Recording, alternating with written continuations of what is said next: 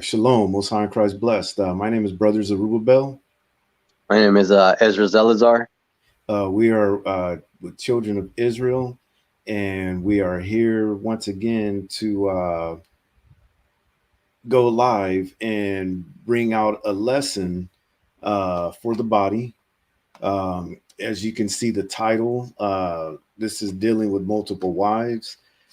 We decided to do this lesson last Sabbath after going over uh, the commandments, mainly dealing with thou shalt not commit adultery. So we went over, we've been going over the commandments. We've gotten from 1 through 7 so far. And we want to bring awareness to our people that there's a lot of doctrines going around in Israel that are keeping Israel in sin.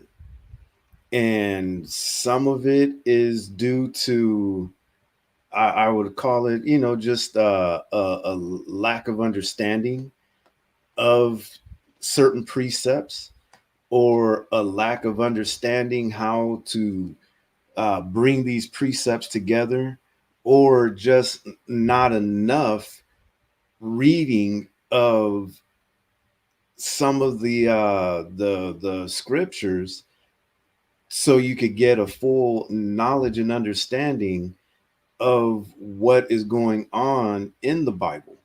Um, for example, like I was talking to Ezra about, I had an encounter with a brother last week where we got into a discussion about um, circumcision being of the heart. And his take on it was that circumcision was of the flesh in the Old Testament, but in the New Testament, circumcision is of the heart. And which I understood that that's coming from a Christian doctrine, Christian mindset. But because he said that he knows he's an Israelite, he says he practices being an Israelite, but he doesn't keep the laws of the Old Testament, the ceremonial laws, like keeping the dietary law, keeping the, doing the high holy days, and keeping the Sabbath and all of that, because he thinks that Christ nailed it to the cross, the Christianity mindset. So as we were going through the discussion, I explained to him that, you do understand that circumcision being of the heart is not a new thing in the New Testament, but it actually comes from the Old Testament. I went through and took him through several precepts in the Old Testament that clearly proves that circumcision of the heart was all the way back in the Old Testament. Um, and then the conversation ended up going into Revelation 9 and 13 about Jacob who I love, and Esau who I've hated, and breaking it down, going to Malachi to break it down to him, reading the rest of Revelation 9 so he can understand that uh, Esau is that vessel that was created into dishonor. Israel is that vessel that was created unto honor. Um, Trying to explain to him that Esau is um, that man fitted for destruction, that man of destruction, and he didn't want to hear it. You know what I mean? And even after I tried to go to Malachi and show him Malachi 1 and 1 through 4, he admitted he never read the book of Malachi. Tried to take him to Obadiah. He admitted he's never read Obadiah, but at that point he didn't even want to hear it. And he got very emotional, got into his emotions, and the conversation went way left after that. In other words, it came down to he was upset that Massa couldn't get saved. So, he started going off about how he can't believe that, the God of this book would create a whole nation of people just to destroy them and send them to hell. And it it went left real quick. Um, but all that to say is, I tried to explain to him, because he kept saying, "Well, what you're reading in Romans 9, it's just not, gelling with my spirit. I'm just not receiving that, And I'm trying to explain to him that the reason why it's not is because he doesn't have all the information. You've admitted you didn't read Malachi. You've admitted you haven't read Obadiah. In fact, you haven't read the Old Testament, period. I had even asked him, had he heard of the Apocrypha? He had never even heard of the Apocrypha. He had never read the book of Maccabees to understand what happened under Greek captivity and how the northern kingdom became uncircumcised in the heart and physically.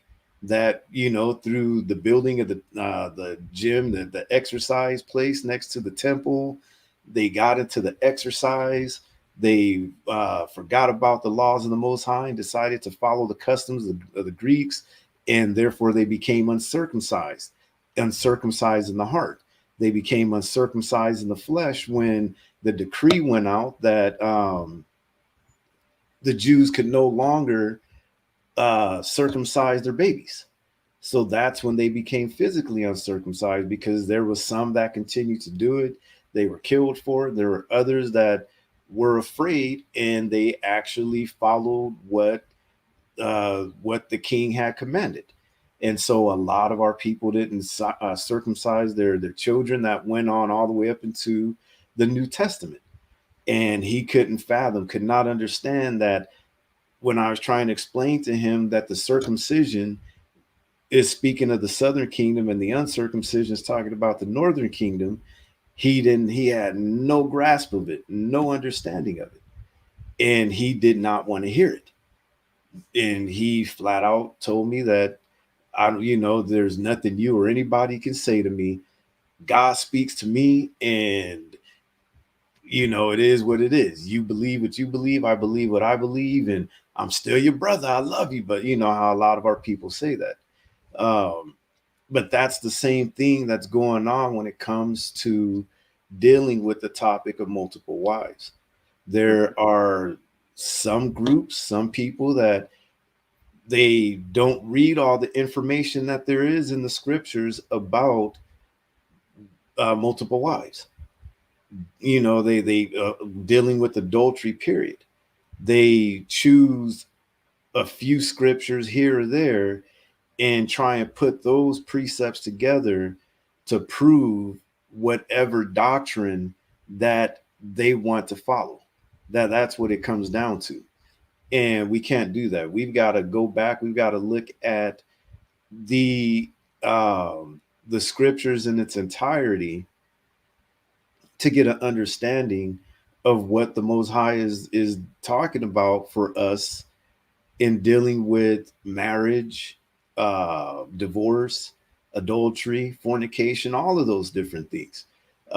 Today's modern term, for dealing with multiple wives, like polygamy and polygamy, or bigamy, I guess they call it, not polygamy, bigamy.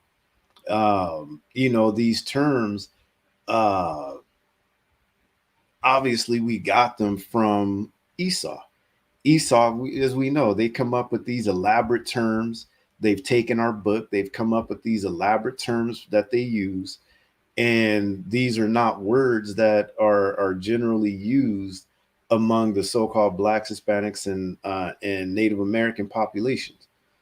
Now they are, because now that we have people going around teaching multiple wives or polygamy or bigamy, we want to make sure that we have a full understanding of the scriptures so that we can teach our people properly. Starting off, first off, we do not believe in multiple wives. Why we don't believe in it? Number one, because the scriptures are clearly against it. The Most High is against it. And he has been from the very beginning, which we're going to get into later on in the lesson. That's exactly what Christ was trying to teach us, is that we have to take things back to the beginning. that the Most High wanted from the beginning that a man and a woman should come together in union, leave mother and father, and those two become one. It doesn't say that one and those three become one. It doesn't say those one and those four become one. You don't read about that. Um, so we've got to remember, we've got to go into the scriptures, because whatsoever things were written. In fact, let's get that. Go to Romans 15:4.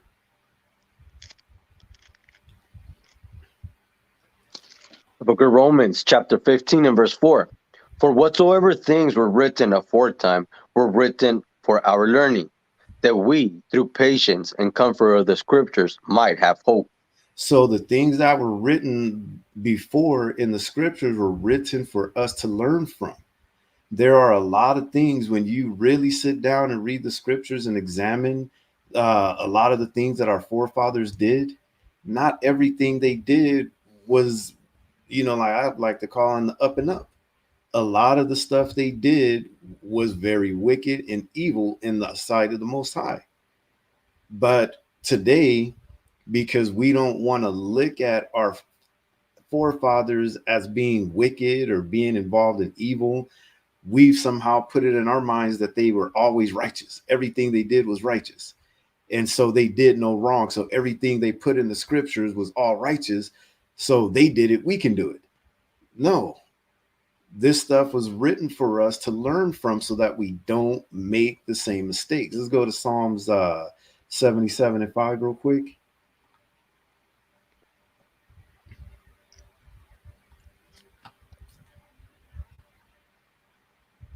The book of Psalms, chapter 77 and verse 5. I have considered the days of old, the years of ancient times. He says, I have considered the days of old, the years of ancient times. And that's exactly what we did when it came to this topic and all the topics that we teach on. We went and we considered the days of old. How did they do this back then? How was it really done? Was it done according to the way the Most High actually wanted it done, or were our ancestors going off? Were they in error? And this is something that we got to learn from so we don't repeat the same mistakes. Just like when we brought out the lesson about the calendar, we had to go all the way back to the beginning. And what we come to find is that, you know what? All these camps are following the moon when it is basically clear that the moon does not dictate seasons as far as the spring, summer, fall, and winter. We found that all the camps are pretty much adding a 13th month to the calendar, which the Most High it doesn't teach. You don't find that anywhere in the scriptures, that when you look and consider the days of old, you don't find anywhere in the scriptures in the days of old that our ancestors were adding a 13th month to the year. Until, after a certain time, especially after the Babylonian captivity, when they really got into following the moon, following after the Babylonians. But when you go back and you consider the days of old, when it comes to multiple wives, what we found is that there was a lot of sin involved when it came to our ancestors that dealt with multiple wives. And some of them didn't dabble in multiple wives on their own free will. Some of them were tricked into it. Some of them found themselves in a multiple wife situation due to the wickedness of and doing of someone else. All right, so we're going to get into that. Let's go to 1 Corinthians 10 and 1 through 11. The book of 1 Corinthians, chapter 10 and verse 1. Moreover, brethren, I will not that ye should be ignorant how that all our fathers were under the cloud, and all passed through the sea, and were all baptized unto Moses in the cloud and in the sea, and did all eat the same spiritual meat, and did all drink the same spiritual drink, for they drank of that spiritual rock that followed them, and that rock was Christ. But with many of them, God was not well pleased, for they were overthrown in the wilderness. Now these things were our examples. Now these things were our examples to the intent we should not lust after evil things, as they also lusted. Verse 6 is very heavy. He says, now these things were our examples. The things that our forefathers did in the wilderness, the things that our forefathers did once we got into the kingdom, everything that this book is teaching us was our examples. Why? To the intent we should not lust after evil things as they also lusted. Because lust is a serious thing that goes on in Israel. From the very beginning, our people had that spirit of lust on them. Go ahead and read. Neither be ye idolaters, as were some of them, as it is written, that people sat down to eat and drink and arose up to play. Neither let us commit fornication, as some of them committed and fell in one day 23,000. So he says, neither be ye idolaters, because when we allow our minds to get into this spiritual fornication, we get caught up in idolatry, as we explained when we did our lesson on Commandment 1. Anything that you put before the Most High, any wicked thought, evil thought that you allow to come into your head is idolatry, or that comes into your heart, which is your mind. It is idolatry. That's why it says, neither be idolaters, as were some of them, as it is written. Our forefathers got into physical idolatry, where they actually created idols, where they bowed down to them physically. And a lot of them were also dabbling in idolatry of the mind, of the heart. It says the people sat down to eat and drink and rose up to play. It says, neither let us commit fornication. That's talking about spiritual fornication. And it's talking about physical fornication, as some of them committed and fell in one day 23,000. Because our people are basically, especially today, are fornicators. But we've been dabbling in spiritual fornication against the Most High for just thousands of years now, and we still haven't learned our lesson. And he's warning us against that. He's been warning us against it. He's been warning us about following after these other nations and their other gods from the moment he took us out of Egypt. But it actually goes back even before that. You could go all the way back to Terah, Abraham's father, and that generation where they were all caught up in idolatry. They were caught up in spiritual fornication. And these things were done, these things happen for us to learn from. We have to consider the days of old. We've got to go back and look at the things that our forefathers did and examine it and determine, were they following the commandments of the Most High, or did they not follow the commandments of the Most High? And is this something that we should be doing today? Should we be following after their example? Or is this something that we need to disregard? Multiple wives is something we need to disregard. All right. Let's go to Numbers chapter 25 and verse 1. You're going to read through verse 9. All right. Were we going to 11 on 1 Corinthians? Oh, yeah. I'm sorry. I stopped you at 8, didn't I? Right. Verse 9 says, neither let us tempt Christ, as some of them also tempted and were destroyed of serpents. Neither murmur, as some of them also murmured and were destroyed of the destroyer. Now all these things happen unto them for an example, and they are written for our admission, upon whom the ends of the world are come. So he says this happened to them as ensamples, and this is for our admonition.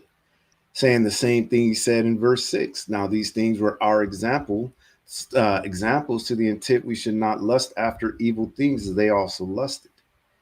We've got to be real careful. All right. So Numbers 25 and 1 through 9. The book of Numbers, chapter 25 and verse 1.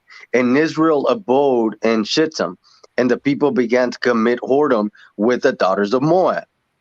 And they called the people unto the sacrifice of their gods. And the people did eat and bow down to their gods. So here's a situation. In the wilderness, our men began to commit physical whoredom, physical adultery, fornication with the daughters of Moab. Okay. And then along with that, in verse 2, as they called the people into the sacrifices of their gods, and the people did eat and bow down to their gods. So not only did we get involved with them physically in fornication, we also dabbled with them spiritually in fornication. So that just giving an example of what I was saying in 1 Corinthians 10. All right, go ahead and read. And the Lord said unto Moses, take all the heads of the people and hang them up before the Lord against you missed verse 3, I think. Verse 3. And Israel joined himself unto Baalpor, and the anger of the Lord was kindled against Israel. And the Lord said unto Moses, take all the heads of the people and hang them up before the Lord against the sun, that the fierce anger of the Lord may be turned away from Israel. And Moses said unto the judges of Israel, slay ye every one his man that were joined unto Baalpor. And behold, one of the children of Israel came and brought unto his brethren a Midianish woman in the sight of Moses, and in the sight of all the congregation of the children of Israel, who were weeping before the door of the tabernacles of the congregation. And when Phinehas, the son of Eleazar, the son of Aaron the priest, saw it, he arose up from among the congregation and took a javelin in his hand, and he went after the man of Israel into the tent, and thrusted both of them through the man of Israel and the woman through her belly. So the plague was stayed from the children of Israel. And those that died in the plague were 24,000. Okay, so why there's a discrepancy in the number of people that died compared to what we read about in 1 Corinthians 10 and 8, I don't know. I can't explain that. I don't know why. But Numbers 25 and 1 through 9 is the situation that is being explained in 1 Corinthians 10. When he says, neither let us commit fornication as some of them committed and fell in one day 3 and 20,000. But when we go back to the book of Numbers, it says that it was 20 and 4,000. So there's 1,000 people difference in the number of people that got killed. And the only explanation I can come up with is we see the same thing happening with Israel today. Sometimes Israel just can't agree on numbers and dates and times. I don't know if that's the issue, but that's the only thing that I can find is that,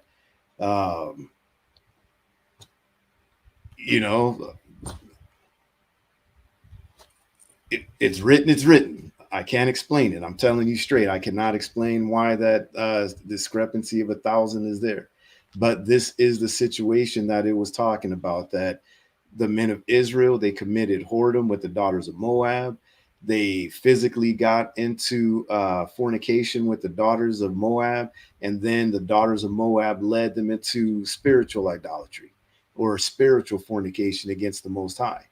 All right. So this was written in Numbers 25 and 1 through 9 for us to learn from.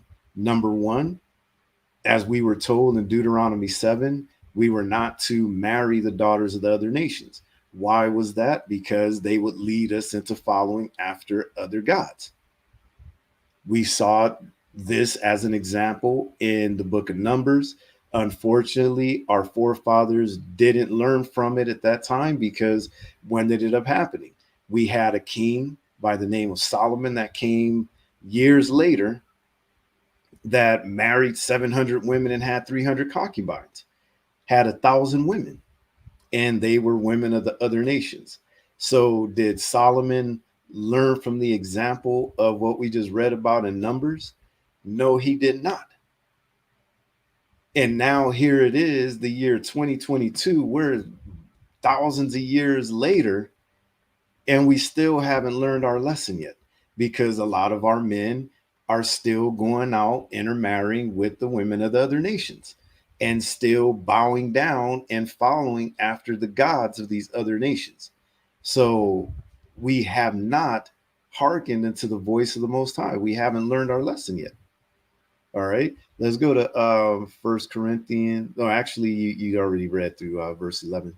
Um, so what we have to understand is that, yes, our forefathers had multiple wives, okay? But what should we learn from their dealings with these multiple wives? There's a lot that we can learn from it. And we're going to go through, we're going to go back into the history. We're going to go back into the Old Testament. We're going to consider the days of old, and we're going to read about these situations where our forefathers had multiple wives, and we're going to examine and figure out, was it righteous? Was there righteousness going on in these multiple wives situations, or was it something else going on? All right. So that's the first thing we've got to do. We've got to go back. We've got to read about these multiple wife situations, and we got to examine them. Okay. So we're going to go to Genesis chapter 4.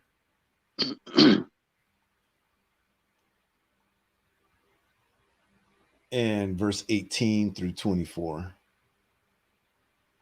The book of Genesis, chapter 4 and verse 18.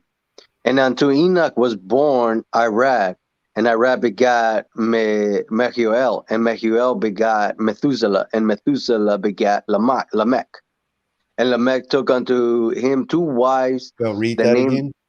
and Lamech took unto him two wives. So we can read. It says, and Lamech took unto him two wives. Read on. The name of the one was Adag, and the name of the other Zillah. And Adad bare Jabal. He was the father of such as dwell in tents, and of such as have cattle. And his brother name was Jabal. He was the father of all such as handle the harp and organs. And Zillah, she also bare Tubal Cain, an instructor of every artificer in brass and iron, and the sister of Tubal Cain, and the sister of Tubal Cain was Nachmah. And Lamech said unto his wives, Ada and Zillah, hear my voice, ye wives of Lamech, hearken unto my speech, for I have slain a man to my wounding, and a young man to my hurt. If Cain shall be avenged sevenfold, truly Lamech 70 and sevenfold. Okay, so what are we going to get from this? The first thing is that this is the first situation, the first instance that you read about in the scriptures that a man took on more than one wife, that a man took two wives. Very first situation. Noah didn't have multiple wives. Ham didn't have multiple wives. Japheth didn't have multiple wives. Shem didn't have multiple wives. All right. We also, of course, know Adam didn't have multiple wives. Lamech was the first person that you read about in the scriptures that had multiple wives. Now, let's find out whose seed he came from. Go back up to verse 17. I had you skip verse 17 for a reason. Verse 17. And Cain knew his wife, and she conceived and bare Enoch. And he built a city and called the name of the city after the name of his son Enoch. So, whose seed did Lamech come from? The first man to ever have multiple wives came from the seed of the wicked Cain himself, which should be a red flag already. That should be enough already for you to tell, you know what, man, this is he came from Cain's seed. All right. I won't be dealing with that. I can even if it came from Abel or Seth, the first person to have multiple wives, then you might be able to say, you know what, they did it. Hey, it must be all right for us to do. You might be able to get away with that. But just the fact that this came from Cain's seed, the very first person to take on two wives came from the bloodline, the seed of Cain. Keep that in mind. When you hear somebody talking about, yeah, our forefathers, they had multiple wives and da da da da, they may not even be aware of it. Take them back to the beginning, to Genesis, to show that the very first person to have multiple wives came from the seed of Cain. Cain was of that wicked one, right? So why would you even start to consider and believe that multiple wives is not wicked? That's just food for thought. All right. Let's go on to another situation. Let's go to Genesis 16:1. You're going to read through verse 5. The book of Genesis, chapter 16 and verse 1. Now, Sarai, Abraham's wife, bare him a children. Bear him no children. Thank you. And now Sarai, Abraham's wife, bare him no children, and she had an handmaid, an Egyptian, whose name was Hagar. And Sarai said unto Abraham, Behold, now the Lord had restrained me from bearing. I pray thee, go in unto my maid. It may be that I may obtain children by her. And Abraham hearkened to the voice of Sarai. And Sarai, Abraham's wife, took Hagar, her maid, the Egyptian, after Abraham had dwelt 10 years in the land of Canaan, and gave her to her husband Abraham to be his wife. And he went in unto Hagar, and she conceived. And when she saw that she had conceived, her mistress was despised in her eyes. And Sarai said unto Abraham, My wrong be upon thee. I have given my maid in unto thy bosom, and when she saw that she had conceived, I was despised in her eyes. The Lord judge between me and thee. So a lot of people don't quite understand what was going on right here in this situation.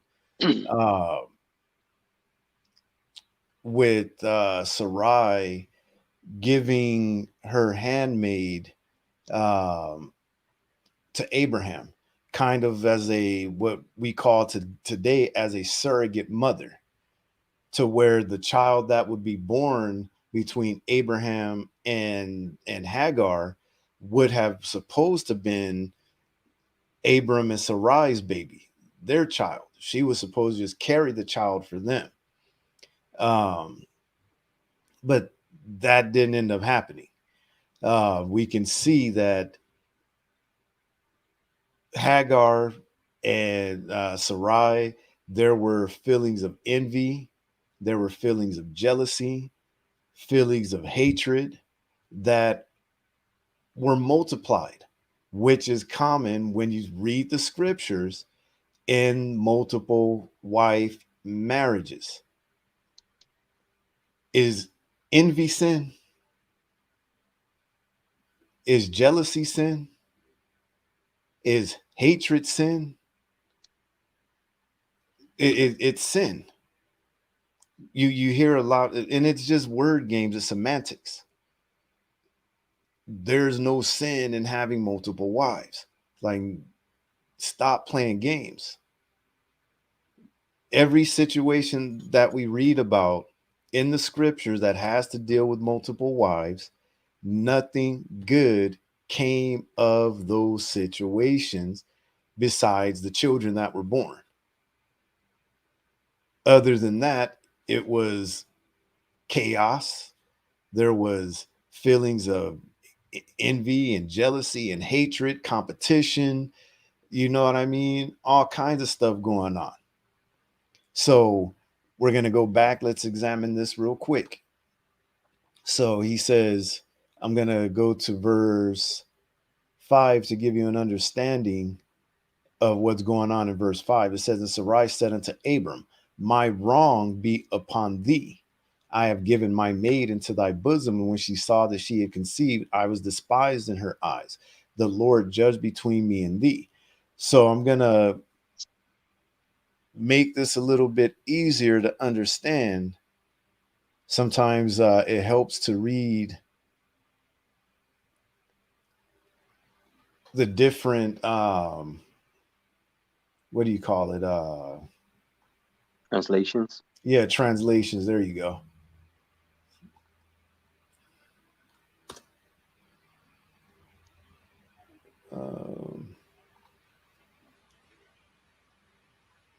Just give me a second. I'm trying to get to it. I don't know why this thing's moving so slow.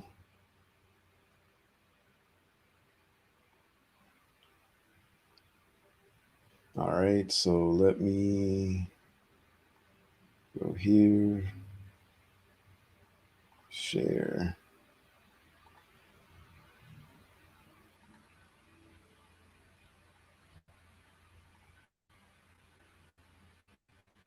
Let me know when you can see it.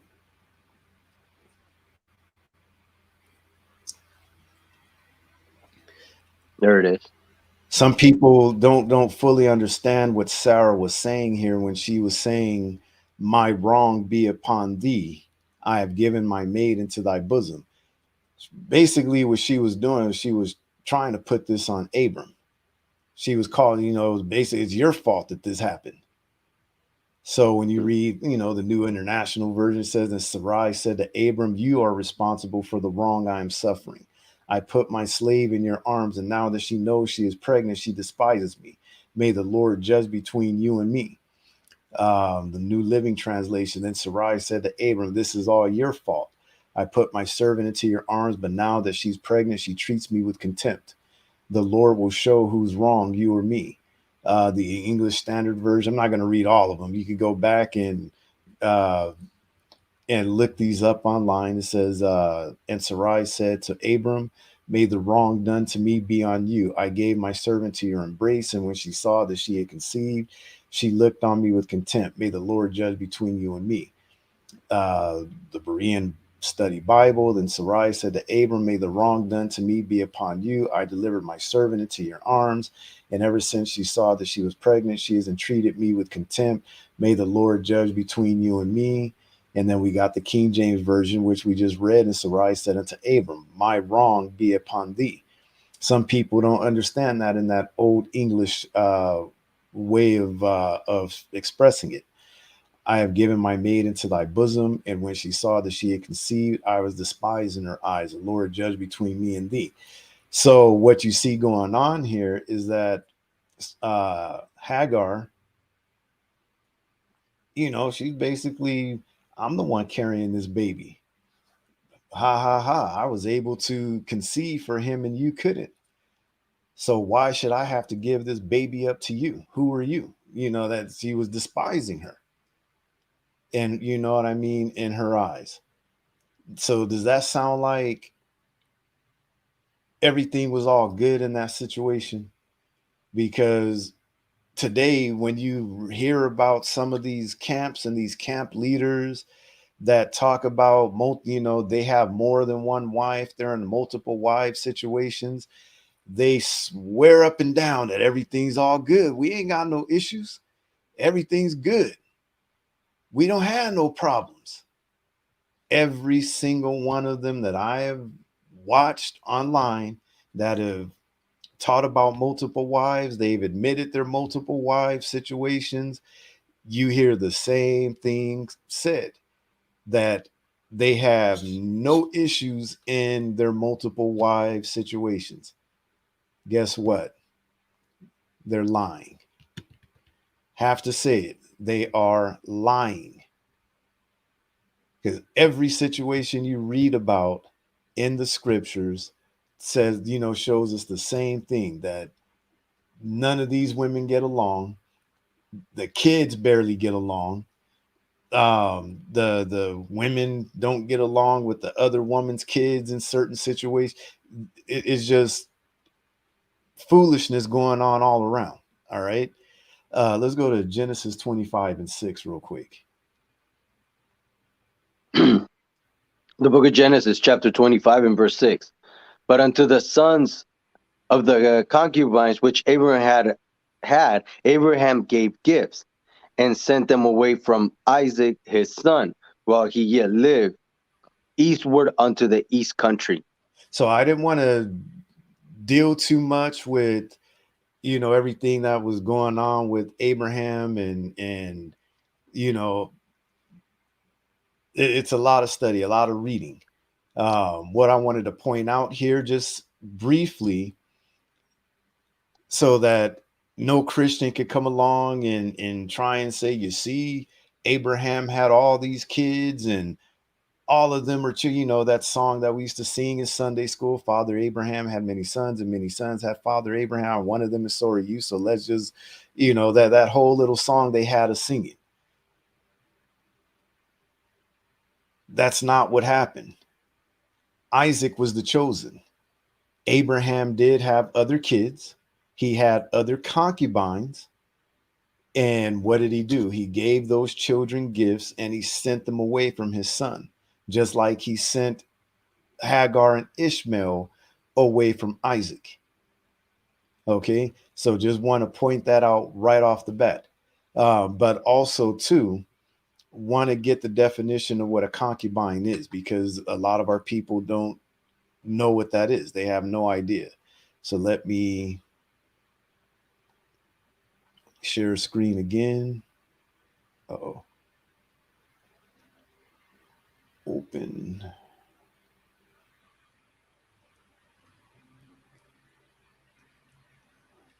And again, this lesson is going to be long. There's a lot of information to bring out, but it has to be brought out in order to give you a full understanding of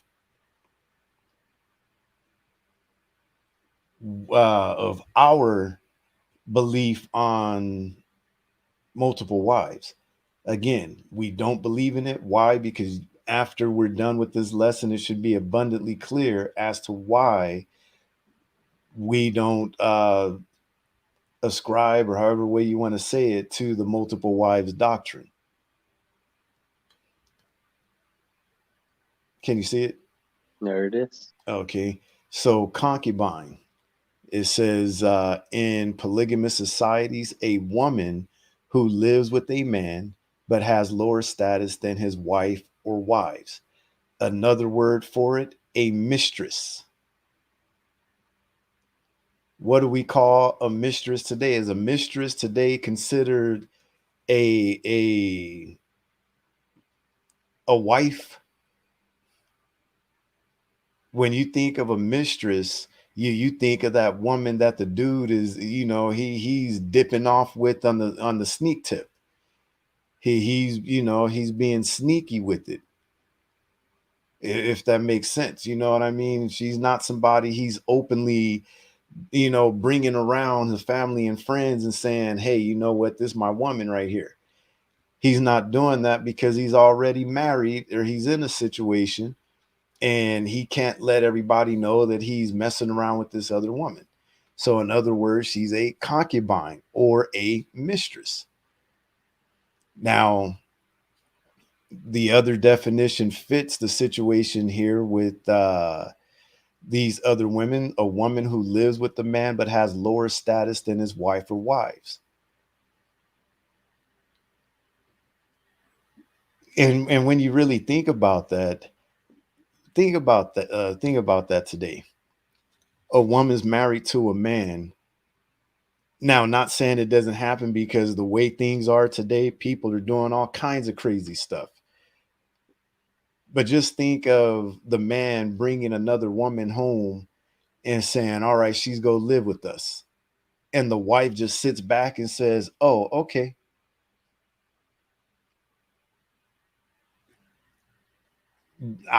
Do you find something wrong with that? Yes, yeah. It's like, I'm not bringing some woman to my house and walking her in and be like, hey, baby, yeah, she's moving in with us. And you really think my wife's going to be okay with that? She's going to be cool with it and be like, oh, okay.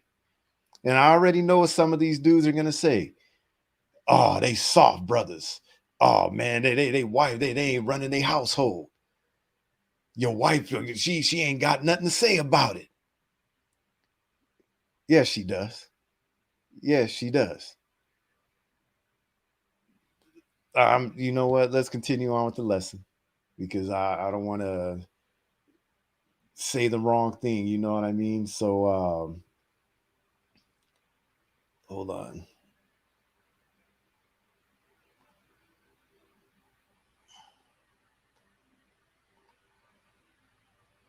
I'm gonna pull up the Merriam-Webster definition.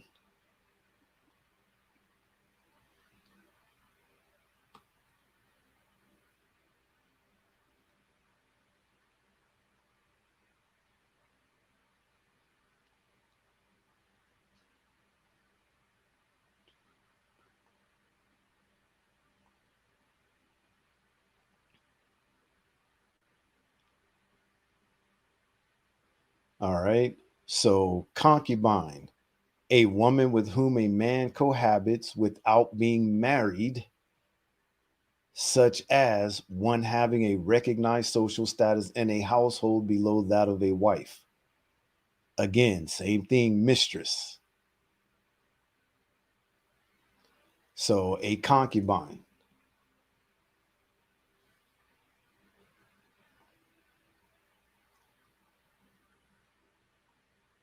So, going back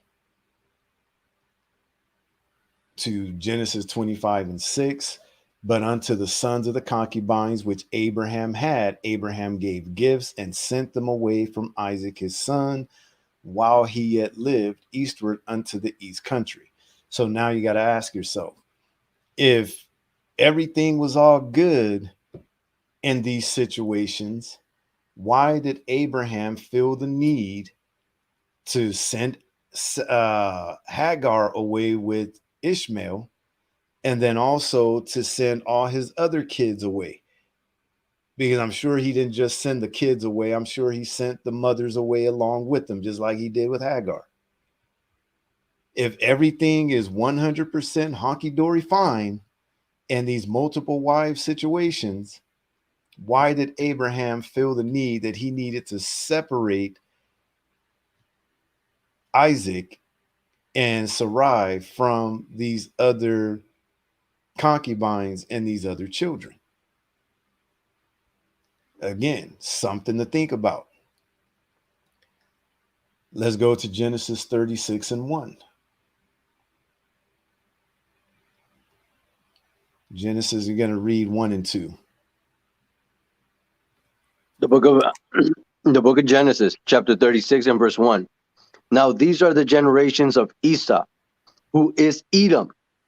Esau took his wives of the daughters of Canaan, Adah, the daughter of Elam, the Hittite, and Hittite, and Aholibamah,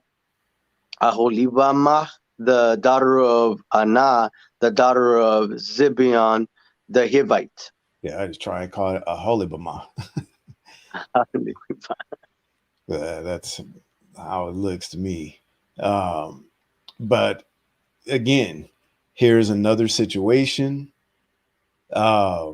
where here's Esau, the father of the Edomites, taking on two wives. From who? The daughters of Canaan. Number one, his parents told him not to deal with the daughters of Canaan, and he went behind their back and did it anyway.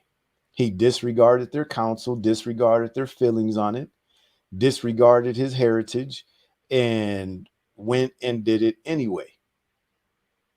Hard headed, self willed.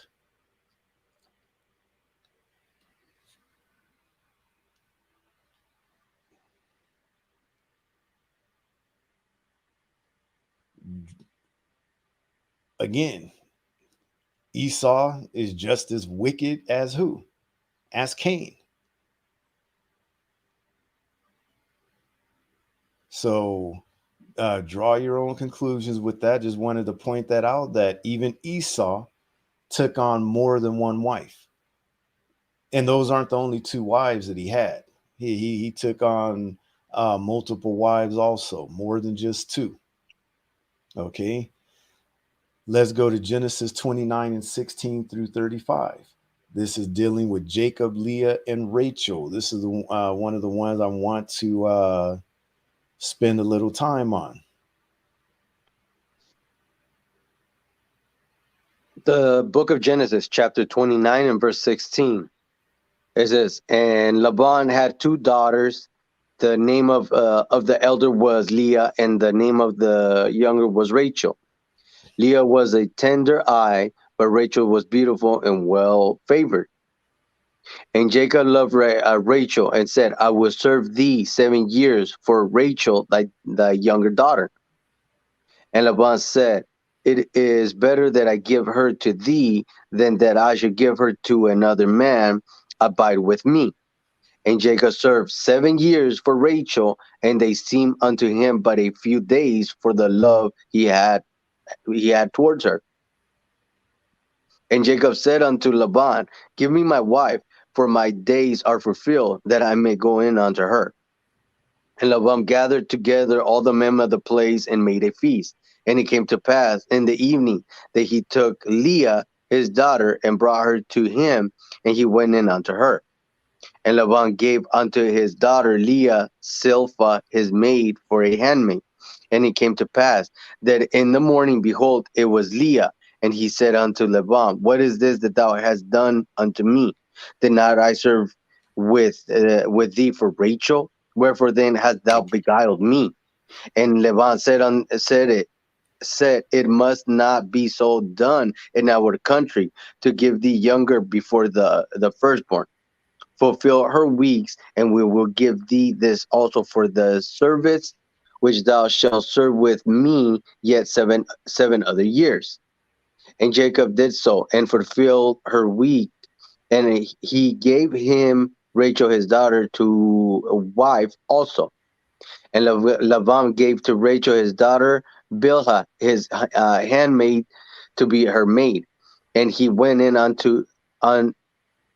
and he went in also unto Rachel, and he loved also Rachel more than Leah, and served with him yet 7 other years. And when the Lord saw that Leah was hated, he opened her womb, but Rachel was barren. And Leah conceived and bare a son, and she called his name Reuben, for she said, surely the Lord had looked upon my affliction. Now therefore my husband will love me. And he conceived again and bare a son, and said, because the Lord had heard that I was hated, he had therefore given me this son also. And she called his name Simon. And he conceived Simeon. Simeon. And she conceived again and bare a son, and said, now this time will my husband be joined unto me, because I have borne him 3 sons. Therefore was his name called Levi. And she conceived again and bare a son, and she said, now will I praise the Lord. Therefore she called his name Judah, and left bearing. Okay, so far what we're reading between Jacob, Leah, and Rachel. Number one, did Jacob ask to be married to both of these sisters? No, he did not. Jacob was in love with the one. He served 7 years for her. And then he got tricked. He would have been content with that one wife. He would have been just fine with that one wife. But because of the wickedness of Laban in tricking him, he got 7 more years of work out of Jacob for, for the daughter that he wanted. So that's number one. Jacob didn't ask for this multiple wives situations. It was thrown at him. All right.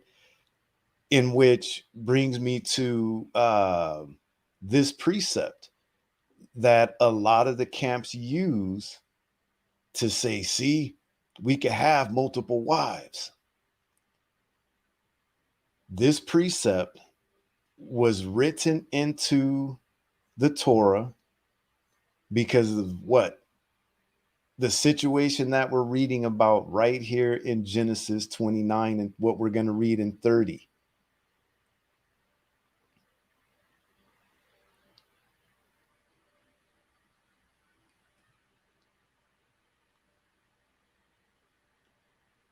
Go to Deuteronomy 21 and 15. Okay. 21. The book of Deuteronomy, chapter 21 and verse 15. Yeah, through 17. All right. Deuteronomy 21 and 15. If a man have 2 wives, and one beloved and another hated, and they have borne him children, both the beloved and the hated, and if the firstborn son be hers that was hated, then it shall be when he maketh his sons to inherit that which he had, that he may not make the son of the beloved firstborn before the son of the hated, which is indeed the firstborn. But he shall acknowledge the son of the hated for the firstborn by giving him a double portion of all that he had, for he is the beginning of his strength. The right of the firstborn is his. You see the misconception that happens when people read the New Testament and they read about Christ telling the Pharisees and these guys that because of the hardness of your hearts, Moses wrote this precept. They think that it's only talking about writing the bill of divorce. It's talking about all of these precepts right here, including Deuteronomy 21 and 15. It was only because of the hardness of the men, the hardness of the hearts of the men of Israel, that this precept had to be put in here. And also not just because of the men, because of the women also. Because we're going to read about this, the situation that happened back in Genesis that caused Deuteronomy 21 and 15 to be written into the Torah, into the law. Let's go to Genesis 30 and 1. You're going to read all the way through verse 43. 30.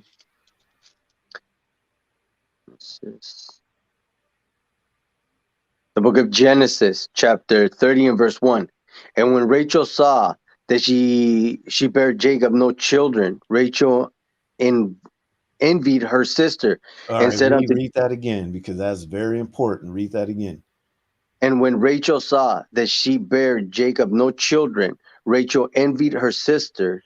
You heard me say earlier that in every one of these multiple wives situations, there was that feeling of envy, of jealousy, of hatred, competition. Did I lie? No, I did not. It's backed up with scripture. Rachel envied her sister. That's telling you right then and there that this multiple wife situation, there's nothing righteous coming out of it. Go ahead and read. And said unto Jacob, give me children, or else I die. And Jacob's anger was kindled against Rachel, and he said, am I in God's stead, who had withheld from thee the fruit of thy womb? And she said, behold, my maid Bilhah, go in unto her, and she shall bear upon my knees, that I may also have children by her. And she Now, gave. what we see going on here is Rachel's making the exact same mistake that Sarai made, giving her husband to one of her handmaids to produce children. Go ahead and read. And she gave him Bilhah, her handmaid, to wife, and Jacob went in unto her. And Bilhah conceived and bare Jacob a son. And Rachel said, God had judged me, and had also heard my voice, and had given me a son. Therefore called she his name Dan. And Bilhah, Rachel's maid, conceived again and bare Jacob a second son. And Rachel said, with a great wrestling have I wrestled with my sister, and I have prevailed. And she called his name Naphtali. Pay attention to what's going on here. She says, and Rachel said, with great wrestlings have I wrestled with my sister, and I have prevailed. It's a competition now. This is an adversary. I got to do better than her. I got to outdo her. She got 4 children. I've got 2 now. I got to get a couple more. I got to outdo her. Go ahead and read. When Leah saw that she had left bearing, she took Zilpah, her maid, and gave her Jacob to wife. So And now Leah is like, you know what? I can't let you outdo me. Hey, I'll do it too. I got a handmaid. Hey, take her too. Produce me some more kids. Go ahead and read. And Zilpah, Leah's maid, bare Jacob a son. And Leah said, a troop cometh, and she called his name Gad. And Zilpah, Leah's maid, bare Jacob a second son. And Leah said, happy am I, for the daughters will call me blessed. And she called his name Asher. And Reuben went in the days of wheat harvest, and found mandrakes in the field, and brought them unto his mother Leah. Then Rachel said, Leah, give me, I pray thee, of thy son's mandrakes. And she said unto her, Is it a small matter that thou hast taken my husband? Wait, And read that again. And she said unto her, is it a small matter that thou hast taken my husband? So does this sound like she's down with this whole situation of her sharing her husband with somebody else? She's basically accusing her of what? Of adultery, of fornication. You stole my husband. You've taken my husband from me. That's my husband. That's basically what she's saying. Go ahead and read. And wouldest thou take away my son's mandrakes also? And Rachel said, therefore he shall lie with thee tonight for thy son's mandrakes. And when you read this, don't this sound like Israel? Don't this sound like the blacks, Hispanics, and Native Americans? Our people are so petty that they argue over dumb stuff like that. That's my son's watermelon. You better not touch that's his candy. Don't touch it. You want your son to have some candy? Go buy some. You know our people are. Go ahead and read though. And Jacob came out of the field in the evening, and Leah went out to meet him, and said, thou must come in unto me, for surely I have hired thee with my son's mandrakes. And he lay with her that night. So now she has to pay for the services to lay down with him. I have hired thee. I can't just come up to you and ask you, you know what, can you be with me tonight?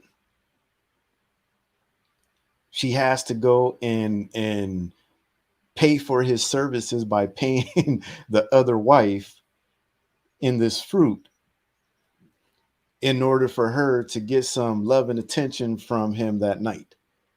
Does that sound like everything is all good? Go ahead and read on. And God hearkened unto Leah, and she conceived and bare Jacob the fifth son. And Leah said, God had given me my hire, because I have given my maid to my husband. And she called his name Issachar. And Leah conceived again and bare Jacob the sixth son. And Leah said, God had endured me with a good dowry. Now will my husband dwell with me, because I have borne him six sons. And she called his name Zebulon. So she's basically still trying to win the affection of Jacob. Obviously, from the time Laban had pulled this trick on him, Jacob loved one and he hated the other one, but he was just stuck with her. But also, too, we're going to read about it. Jacob also broke his vow, though, because Jacob made a vow to Laban that he wouldn't take any more wives. Laban made him make that promise, and Jacob broke it. Go ahead and read. Uh, and afterwards she bare a daughter, and called her name Dinah. Dinah. Dinah. And God remembered Rachel, and God hearkened to her, and opened her womb. And she conceived and bare a son, and said, God had taken away my reproach. And she called his name Joseph, and said, the Lord shall add to me another son. And it came to pass, when Rachel had borne Joseph, that Jacob said unto Laban, send me away, that I may go unto my own place and to my country. Give me my wives and my children, for whom I have served thee, and let me go. For thou knowest my service which I have done thee. And Laban said unto him, I pray thee, if I have found favor in thine eyes, tarry, for I have learned by experience that the Lord had blessed me for thy sake. And he said, appoint me thy wages, and I will give it. And he said unto him, thou knowest how I have served thee, and how thy cattle was with me. For it was little which thou has before I came, and it is now increased unto a multitude, and the Lord had blessed thee since my coming. And now when shall I provide for my own house also? He said, what shall I give thee? And Jacob said, thou shalt not give me anything. If thou wilt do this thing for me, I will again feed and keep my flock. I will pass through all thy flock today, uh, removing from thence all the speckled and spotted cattle, and all the brown cattle among the sheep, and the spotted and the speckled among the goats, and of such shall be my hire. So shall my righteousness answer for me in time to come, when it shall come for my hire before thy face. Everyone that is not speckled and spotted among the goats, and brown among the sheep, that shall be counted stolen with me. And Laban said, behold, I would it might be according to thy word. And he removed that day the goats that were uh Ring straight. ring straight and spotted, and all the goats that were speckled and spotted, and every one that had some white in it, and all the brown among the sheep, and gave them it the hand of his sons. And he set 3 days journey betwixt him and Jacob fed the rest of Laban's flock. And Jacob took him rods of green poplar, and of the hazel and chestnut tree, and peeled white streaks in them, painted white streaks in them, and made the white appear which was in the rods. And he set the rods which had peeled before the flock, gutter in the watering uh crowds when Troughs. crowds when the flocks came to drink, that they would conceive when they came to drink. And the flock conceived before the rods and brought forth cattle rings taken, speckled, and spotted. And Jacob did separate the lambs and set the face of the flocks towards the ring strakes and all the browns in the flocks of Laban. And he put his own flock by themselves and put them not unto Laban's cattle. And it came to pass whenever the strong cattle did conceive, that Jacob laid the rods before the eyes of the cattle in the gutters, that they might conceive among the rods. But when the cattle were feeble, he put them not in. So the feeble were Laban's, and the strong were Jacob. And the man increased exceedingly, and had much cattle, and maid servants, and men servants, and camels, and asses. All right. So what do we get from this? Okay. Number one, that Rachel envied her sister. There was that spirit of envy that was going on between them. That it was the Most High that withheld children from her. Um, we read that Rachel went and made the same mistake as Sarai did by giving her handmaid to her husband. We can see that they were doing this out of what? Out of envy and jealousy towards each other. It became a competition. And they were, you know what? Here, take my concubine, or take my handmaid. Here, take my handmaid. Bring me more children. Leah accused Rachel of stealing her husband. So we can see that all around in this situation that there's foolishness going on, just as was going on with Sarai and Hagar over Isaac and Ishmael. So it wasn't all, everything all beautiful, everything all love, everything all honky dory like we hear, like we said before, in a lot of these camps and a lot of these people that say in their multiple wife situations, they always say everything is good. All right. Let's go to Genesis 31 and 41 through 45. Actually, 55, 31 and Yeah. 41 through 55. The book of Genesis, chapter 31 and verse 41. Thus have I been 20 years in thy house. I served thee 14 years for thy two daughters, and 6 years for thy cattle, and thou hast changed my wages 10 times.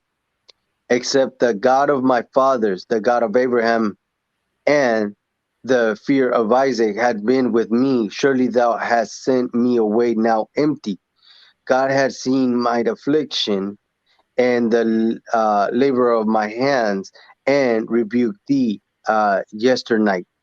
So you can see he served Laban for 20 years. 20 years. All of this for the love of that one woman. And now he finds himself stuck with four women that he basically, he would have been happy with just the one.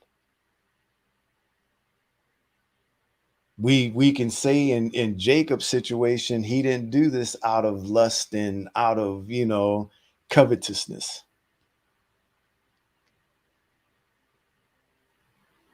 But that's not what we see going on today. We see these guys wanting these multiple wives situations simply out of lust. Let's go ahead and read on. And Laban answered and said unto Jacob, these daughters are my daughters, and these children are my children, and these cattle are my cattle, and all that thou seest is mine. And what can I do this day unto thee, my daughters, or unto their children which they have borne? Now therefore come thou, let us make a covenant, I and thou, and let it be for a witness between me and thee. And Jacob took a stone and set it upon for a pillar, And Jacob said unto his brethren, gather stones. And they took stones and made a heap, and they did eat. Therefore, there upon the heap, and Laban called it uh, Jegar-Hadutha, but Jacob called it Galeed. And Laban said, this heap is a witness between me and thee this day. Therefore was the name of it called Galeed. And Mizpah, for he said, the Lord watch between me and thee when we are absent one from another. If thou shalt afflict my daughters, or if thou shalt take other wives besides my daughters, no man is with us. See, God is witness betwixt me and thee. So he made him promise. He made that promise. He made a vow that he wouldn't take, other wives besides his daughters. Go ahead and read. And Laban said to Jacob, behold this heap, and behold this pillar which I have cast betwixt me and thee. This heap be witness, and this pillar be witness, that I will not pass over this heap to thee, and that thou shalt not pass over this heap and this pillar unto me for harm. The God of Abraham and the God of Nahor, the God of their fathers, judge between us. And Jacob swore by the fear of his father Isaac. Then Jacob offered sacrifice upon the mount and called his brethren to eat bread. And they did eat bread and tarry all night in the mount. And early in the morning, Laban rose up and kissed his sons and his daughters and blessed them. And Laban departed and returned unto his place. Okay, so what do we get out of this? Number one, God was with Jacob. Okay, there was nothing that Laban could do to Jacob that could have, harmed him in any way. And we also see that Laban made Jacob promise that he wouldn't take any other wives besides his daughters, which doesn't make sense because he had already taken on their two handmaids. So, unless he was counting the handmaids as part of his daughters, I don't know. But again, what we see here going on is that there's a lot of competition. There's a lot of foolishness going on in the midst of these multiple wives situations. All right. Let's go to Genesis 35 and 22. The book of So Genesis, go ahead.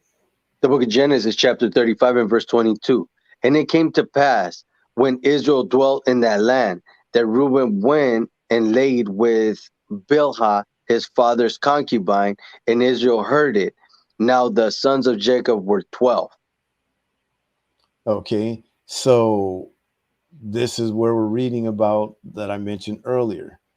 Reuben was the firstborn. Okay. And he was the firstborn of the hated. But in his situation, he screwed up, and that's why the blessing of the first son didn't go to him. But because the Most High needed to protect that, that's the reason why we had Deuteronomy 21 and 15 put into the law. Because he knew already how Israel is. Israel would have taken that situation and been like, oh, well, I guess I could just give any of my kids the birthright of the first son. I don't like her, so I'm not giving, he might be the firstborn, but I ain't giving him the birthright. I don't even like her. I don't even want to have nothing to do with her. So the Most High had Moses write this law to keep that from happening. Going back to Deuteronomy 21 and 15, if a man have two wives, one beloved and another hated, and they have borne him children, both the beloved and the hated, and if the firstborn son be hers that was hated, then it shall be when he maketh his sons to inherit that which he hath, that he may not make the son of the beloved firstborn before the son of the hated, which is indeed the firstborn. But he shall acknowledge the son of the hated for the firstborn by giving him a double portion of all that he hath. For he is the beginning of his strength. The right of the firstborn is his. The Most High had to do that because Reuben slept with the concubine of his father. He broke the commandments. He broke one of the laws, one of the commandments of Leviticus 18, that the son is not supposed to uncover his father's nakedness. And that's exactly what Reuben did. And he lost his birthright. But to protect that, so that Israel wouldn't get simple, because that's exactly what Israel would have done. Israel would have looked at that and been like, well, God allowed that to happen with for Jacob and Rachel and Leah. So we can do it too. Don't we see that happening today? Brothers are looking at stuff going on in the scriptures that happened back then and saying, well, God let it happen. God gave David his wives. So that means we can have multiple wives too. If you got ears to hear, you know, if you don't accept it, it can't help you. Let's go to Exodus 2 and 21 through 22.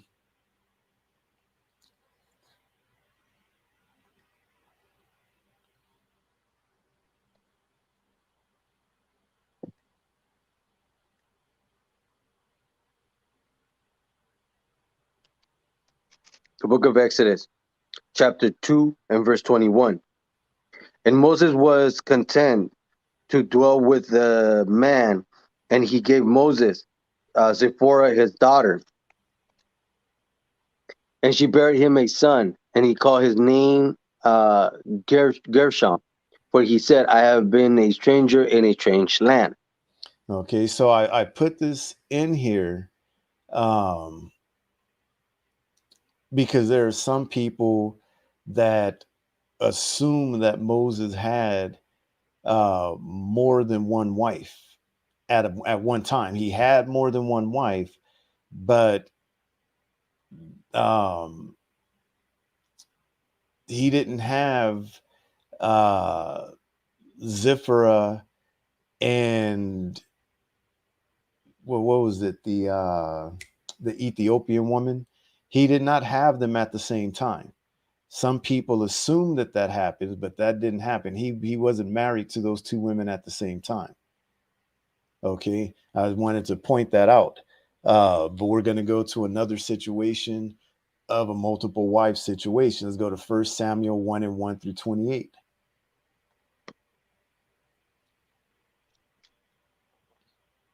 The book of 1 Samuel, chapter 1 and verse 1. Now there was a certain man of Ramathaim, that one's long. Ramathaim Zophim. Right. Ramathaim Sophim. That was good. Ramathaim Siphoim of Mount Ephraim. And his name was Elkanah, the son of Jeroham, the son of Elihu, the son of Tohu, the son of Zoph, and Ephraite. And he had two wives. The name of the one was Hannah, and the name of the other Penina. And Penina had children, but Hannah had no children. So here's another situation. We have this man Elkanah, who had two wives. One of them had children. The other one didn't have children. Let's read on. See what's going on here. And this man went up out of his city yearly to worship and sacrifice unto the Lord of hosts in Shiloh. And the two sons of Eli, Hophni and Phinehas, the priest of the Lord, were there. And when the time was that Elkanah offered, he gave to Penina his wife and to all her sons and her daughters portions. But unto Hannah he gave a worthy portion, for he loved Hannah, but the Lord had shut up her womb. And her adversaries also provoked her sore, Read that again.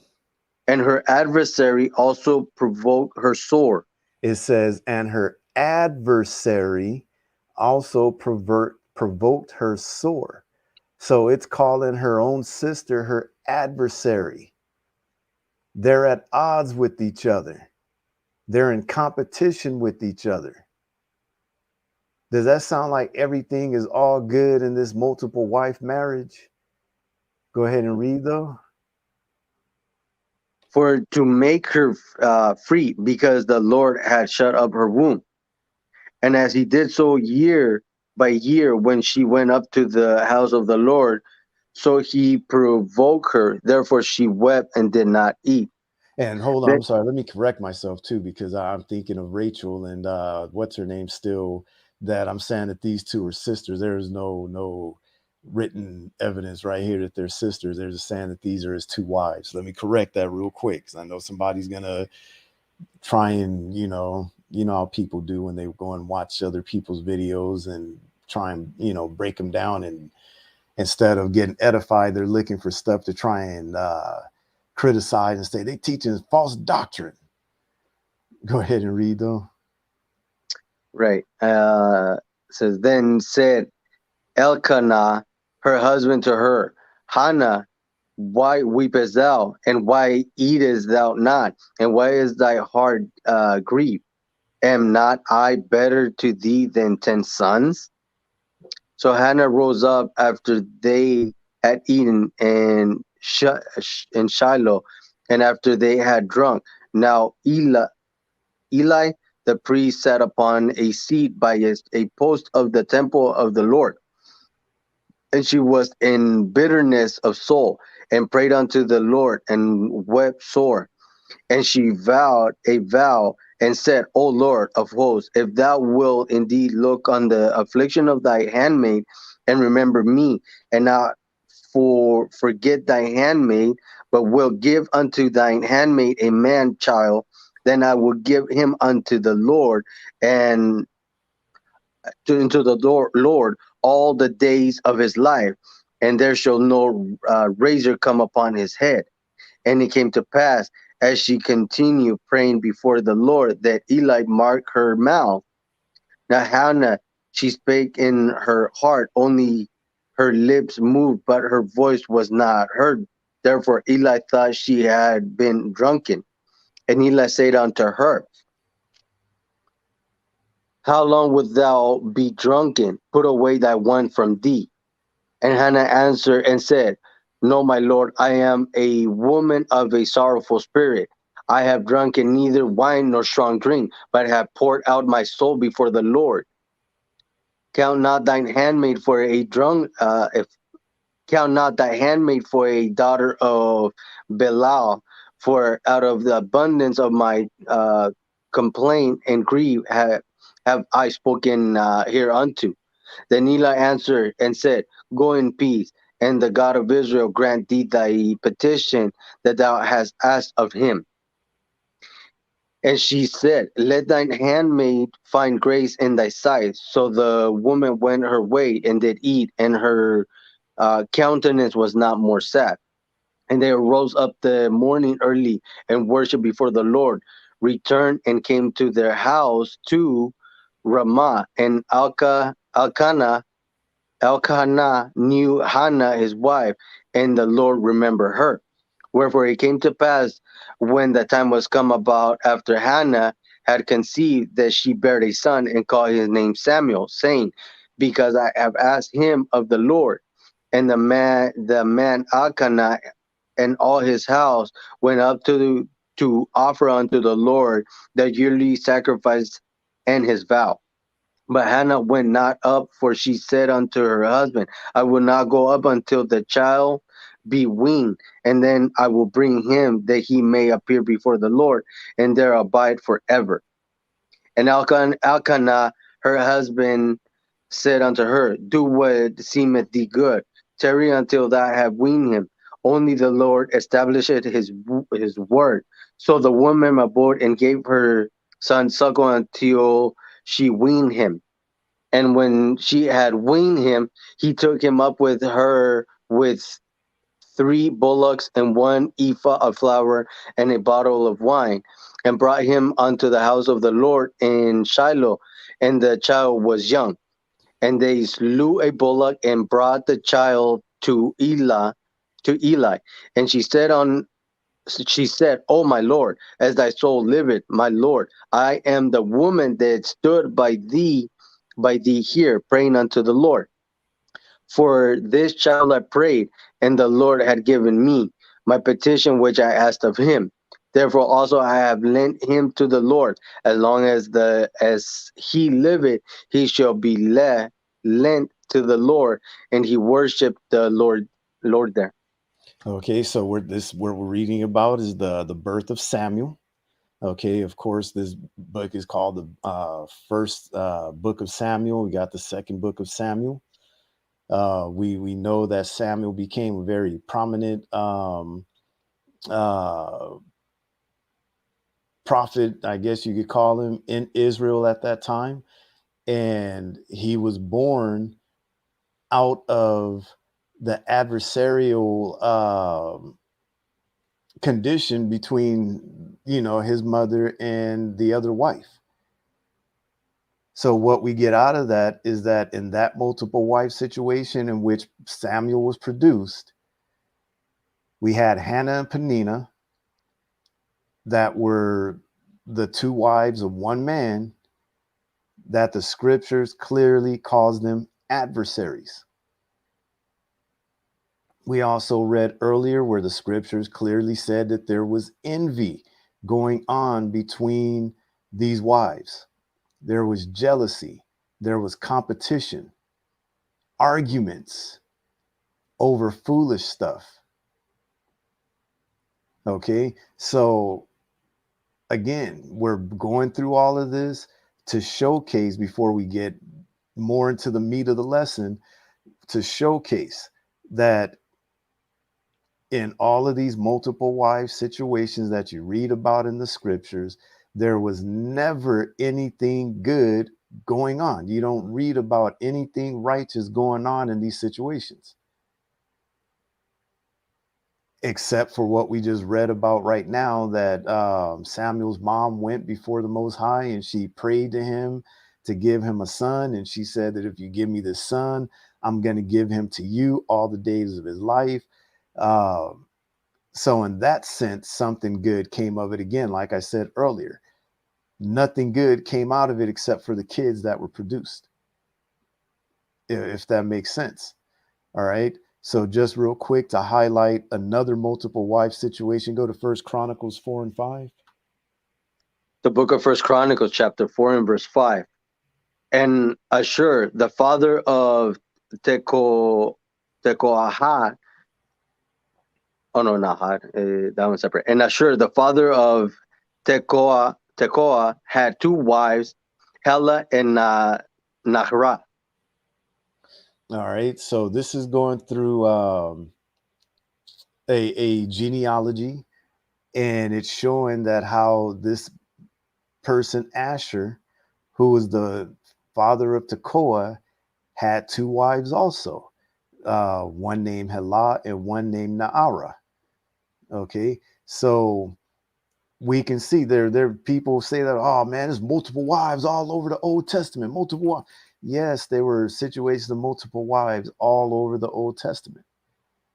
And the ones that we get the details on, there was nothing good going on in the midst of these multiple wife situations. All right. We're going to go read about King David again. We've gone over in a couple of the past lessons that we've done. In fact, I think I might read these, so I just quickly read through them. So we're going to go to 1 Samuel chapter 18.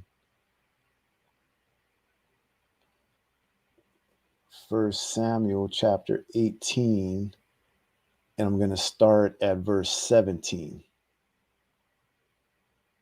So what we're going to read in this, number one, is that Saul lies to David about marrying his older daughter Merab, and instead he gave him Michal. Okay, we read about this last week, so I'm just going to quickly read through it. All right, so it's 1 Samuel 18:17. It says, and Saul said to David, behold, my elder daughter Merab, her will I give thee to wife. Only be thou valiant for me, and fight the Lord's battles. For Saul said, let not mine hand be upon him, but let the hand of the Philistines be upon him. And David said unto Saul, who am I, and what is my life, or what my father's family, or my father's family in Israel, that I should be son-in-law to the king? So we can see here that Saul was trying to set David up so that he could put him in harm's way so that he could be killed by the Philistines. But David, being how he is, he's very humble. He's like, who am I in my father's family that, I should be the son-in-law of the king? I'm a nobody. Why would you choose me to marry your daughter? Verse 19, it says, but it came to pass at the time when Merab, Saul's daughter, should have been given to David, that she was given unto Adriel the Mahalathite to wife. And Michal, Saul's daughter, loved David, and they told Saul, and the thing pleased him. So again, almost like the same thing we saw with Laban. This dude lied to him, lied to David, and instead of giving him the daughter that David wanted, he gave her to somebody else. And when he found out that Michal, his other daughter, loved David, he was happy about that. And let's look at what he said. Verse 21, and Saul said, I will give him her, that she may be a snare to him, and that the hand of the Philistines may be against him. Wherefore Saul said to David, thou shalt this day be my son-in-law in the one of the twain. And Saul commanded his servants, saying, commune with David secretly, and say, behold, the king had delight in thee, and all his servants love thee. Now therefore be the king's son-in-law. It was all a setup. This was empty words. You know what I mean? Saul didn't mean any of this. Verse 23, it says, and Saul's servant spake those words in the ears of David. And David said, seemeth it to you a light thing to be a king's son-in-law, seeing that I am a poor man and lightly esteemed? So he's like, what does it seem, is this something that you take lightly? This in today's time, like, man, this is nothing to take light. This is not a joke, man. We got to take this serious. It's a serious thing to be the king's son-in-law. And who am I? I'm just a little poor dude, man. I ain't got no money. I ain't got no house. I got no cars. I got nothing that would make me, anything delighted in her eyes, anything that she would want to have. So, David was very humble. Verse 24 says, and the servants of Saul told him, saying, on this manner spake David. And Saul said, thus shall ye say to David, the king desireth not any dowry, but 100 foreskins of the Philistines, to be avenged of the king's enemies. But Saul thought to make David fall by the hand of the Philistines. So Saul, trying to be slick, was like, hey, I know you're poor. I know that's what you're telling me. You tell me you don't have the money. You know what? I'm going to do you a solid. You don't even have to pay me any dowry money. I don't need it. You don't have to pay me. Just marry her. Okay, this is what I'll do. Go and kill 100 Philistines and bring me back their foreskins. In other words, he's laughing inside because he's like, yeah, he's surely going to die. He's going to get killed.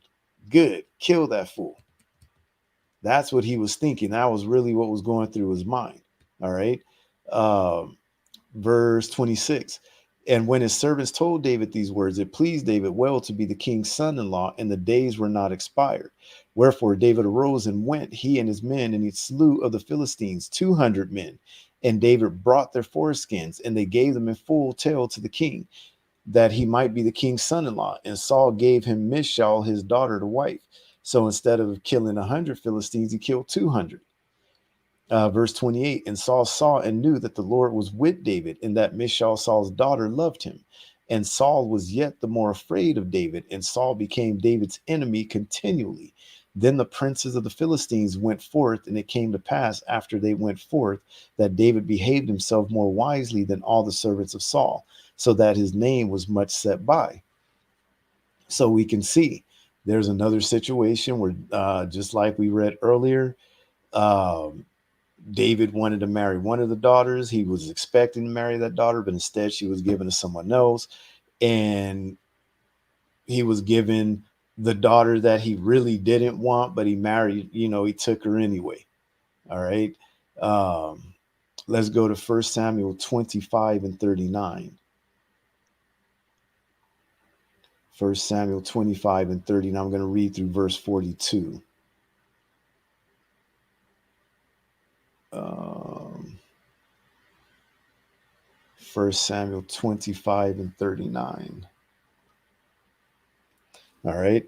It says, and when David heard that Nabal was dead, he said, blessed be the Lord that hath pleaded the cause of my reproach from the hand of Nabal, and hath kept his servant from evil. For the Lord hath returned the wickedness of Nabal upon his own head. And David sent and communed with Abigail to take her to him to wife. And when the servants of David were come to Abigail to Carmel, they spake unto her, saying, David sent us unto thee to take thee to him to wife. And she arose and bowed herself on her face to the earth and said, behold, let thine handmaid be a servant to wash the feet of the servants of my Lord. And Abigail hasted and arose and rode upon an ass with 5 damsels of hers that went after her. And she went after the messengers of David and became his wife. David also took Ahinoam of Jezreel, and they were also both of them his wives.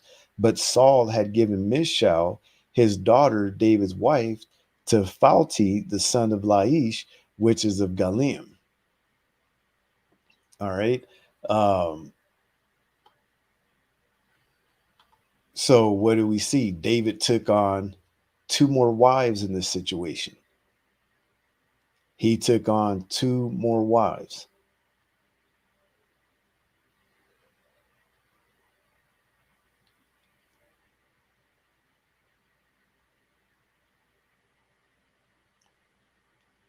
And the other thing that we see here is that Michal was given to this dude. How do you say his name? Phalti. She was given to this dude Phalti behind David's back by her father. So Saul was wicked. He had a lot of hatred in him. But you see that among Israel. There's a lot of Israel today that have that spirit of Saul on them. If you were ever around any of the camps, there are a lot of people that can attest to it, that there are a lot of brothers in Israel that have that same hatred towards other brothers that we see that Saul had towards David. Let's go to 1 Samuel 25 and 43. And I'm actually going to read verses 43 and 44. So 1 Samuel 25 and 43, it says, David also took Ahinoam of Jezreel, and they were both of them his wives. But, I already read that, didn't I? Never mind. I already read it. Let's go to 2 Samuel 3 and 5. That's where I want to go. 2 Samuel chapter 3 and verse 5. It says, and the 6th Ephraim, and the 6th Ephraim by Eglah, David's wife. These were born to David in Hebron. So this is, basically going through, we're going to read it again later on, giving a little rundown of the children that were born to David and the women that that had given birth to them. All right.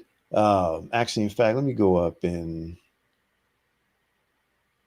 I'll start at verse 1 and read through verse 5. It says, now there was a long war between the house of Saul and the house of David, but David waxed stronger and stronger, and the house of Saul waxed weaker and weaker.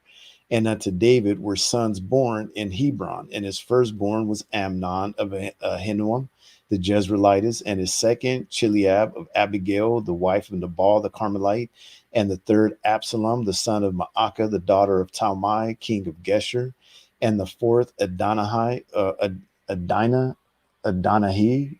See, I have problems with some of these names too.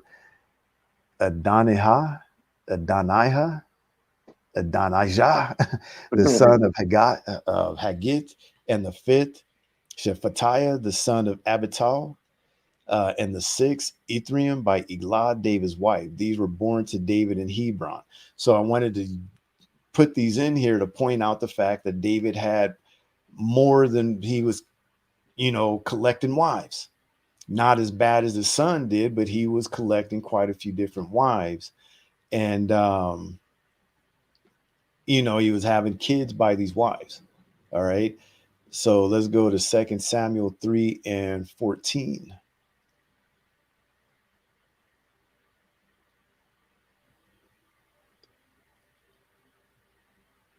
So we're going to go 3 and 14 through 16. It says, and David sent messengers to Ishbosheth, Saul's son, saying, deliver me my wife, Michal, which I espoused to me for 100 foreskins of the Philistines. So David went out. He, in fact, killed 200 Philistines and brought back 200 foreskins from Michal, expecting her to be his wife, but her father was slick and gave her to somebody else. Verse 15, and Ishbosheth sent and took her from her husband, even from Phaltiel, the son of Laish. And her husband went with her along, weeping behind her to Bahurim. Then said Abner unto him, go return. And he returned. So here's a situation that, here's King David basically punking this dude for Michal. Yes, I understand that she was promised to him. But once she was given to this other dude, that other dude that already laid down with her, consummated the marriage, everything, which you can tell because the dude's crying. He's following behind them in tears, crying like, man, this is my wife. I love her. Why are you taking her? Why are you doing this to me? And I'm sure the only reason David's doing this because he could. Like, don't question me. I can do it because I can. Now what? You know what I mean? And that's the attitude of a lot of men in Israel. A dude will go behind another guy's back and mess with his woman. And, he may be bigger and stronger than the guy, or he may have more money. Whatever the case is, he feels emboldened. And he's like, what you going to do about it? You can't do nothing for her. Or what you going to do about it? You can't whoop me. So what? I took her. Now what? You know what I mean? We see that stuff going on even today. So, was everything David did righteous? No, it was not. All right. Let's go to 2 Samuel 5 and 12. Give you a little break from reading right now so I can hurry up and read through some of these. 2 Samuel chapter 5. We're going to go 12 through 16. It says, and David perceived that the Lord had established him king over Israel, and that he had exalted his kingdom for his people Israel's sake. And David took him more concubines and wives out of Jerusalem after he was come from Hebron. And there were yet sons and daughters born to David. And these be the names of those that were born unto him in Jerusalem: Shemua and Shobab and Nathan and Solomon, Ibar also, and Lishua and Nepheg and Japhia and Elishama and Eliada and Eliphelet. And, we read earlier about some of these children and the mothers that, that produced them. So David was taking on more concubines. He was taking on more wives. It doesn't actually give us an exact count of the number of concubines and wives that David had took on, like it did with Solomon, or like it does with Solomon. So we only can go by the ones that are named, But looking at what's written here in verse 13, where it says, and David took him more concubines and wives out of Jerusalem, um, that's open to interpretation. You know what I mean? That doesn't give us an exact number. So let's go to 2 Samuel 6 and 16, and we're going to read through verse 23.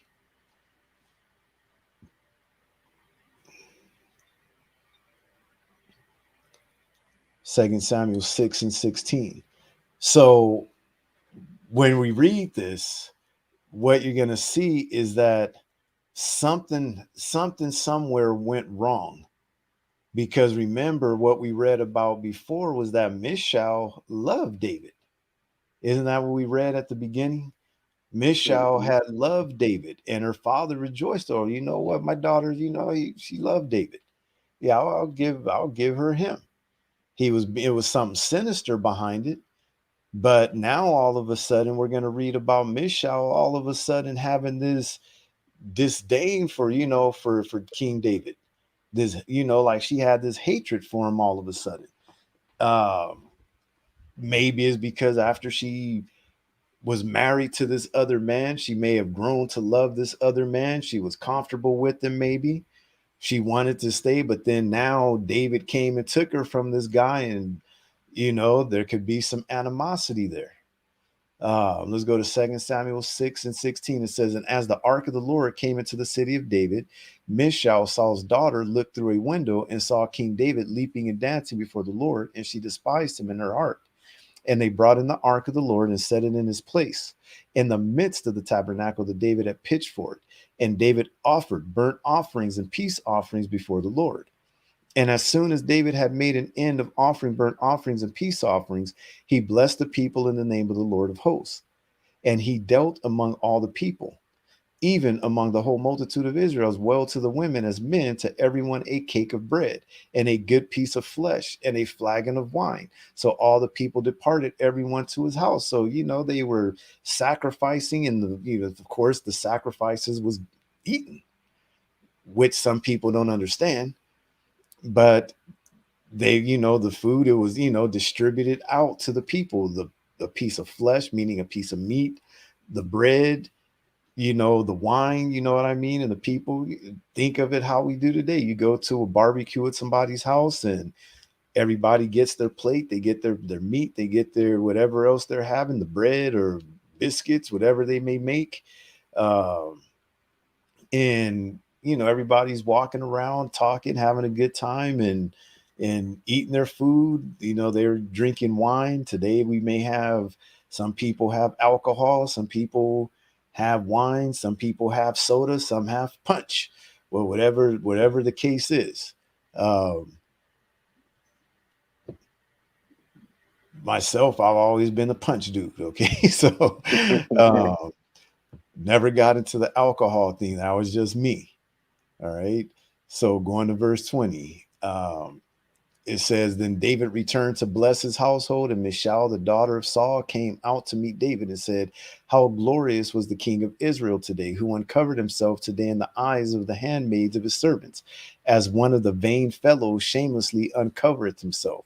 And David said unto Michal, it was before the Lord, which chose me before thy father and before all his house, to appoint me ruler over the people of the Lord, over Israel. Therefore will I play before the Lord. And I will yet be more vile than thus, and will be base in my own sight. And of the maidservants which thou hast spoken of them shall I be had in honor. Therefore Michal, the daughter of Saul, had no child until the day of her death. So I don't know where the change came about, where all of a sudden Michal just suddenly just had this hatred for David. The only thing that I could attribute it to is the fact that, like I said, she married this guy. Um, Once she laid down with him, of course, she became spiritually attached to him. So by David coming and taking her away, who knows? So let's go to 2 Samuel chapter 11 and verse 1. We're going to read through verse 27. It says, and it came to pass after the year was expired, at the time when kings go forth to battle, that David sent Joab and his servants with him and all Israel, and they destroyed the children of Ammon and besieged Rabbah. But David tarried still at Jerusalem. And it came to pass in an evening tide that David arose from off his bed and walked upon the roof of the king's house. And from the roof he saw a woman washing herself, and the woman was very beautiful to look upon. And David sent and inquired after the woman. And one said, is not this Bathsheba, the daughter of Eliam, the wife of Uriah the Hittite? And David sent messengers and took her, and she came in unto him, and he lay with her, for she was purified from her uncleanness, and she returned unto her house. So, in other words, she was done with her menstrual cycle. She was at that time of ovulation. He laid down with her. And what happened? Verse 5, and the woman conceived and sent and told David and said, I'm with child. So David laid down with this woman. He knew she was married to another man. He committed fornication. And there you go. Verse 6, it says, and David sent to Joab, saying, send me Uriah the Hittite. And Joab sent Uriah to David. And when Uriah was come unto him, David demanded of him how Joab did, and how the people did, and how the war prospered.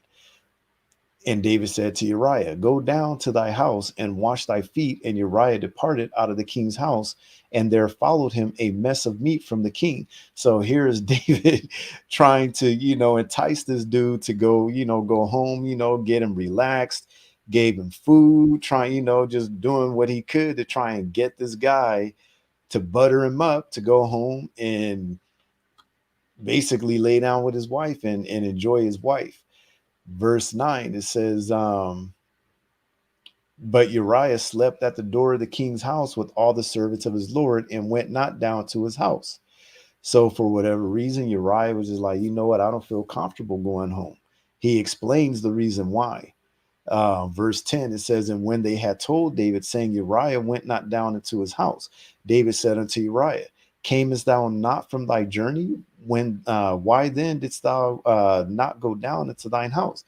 It's like, didn't you just come back from this long journey, man? Why didn't you go home? Why didn't you go to your house?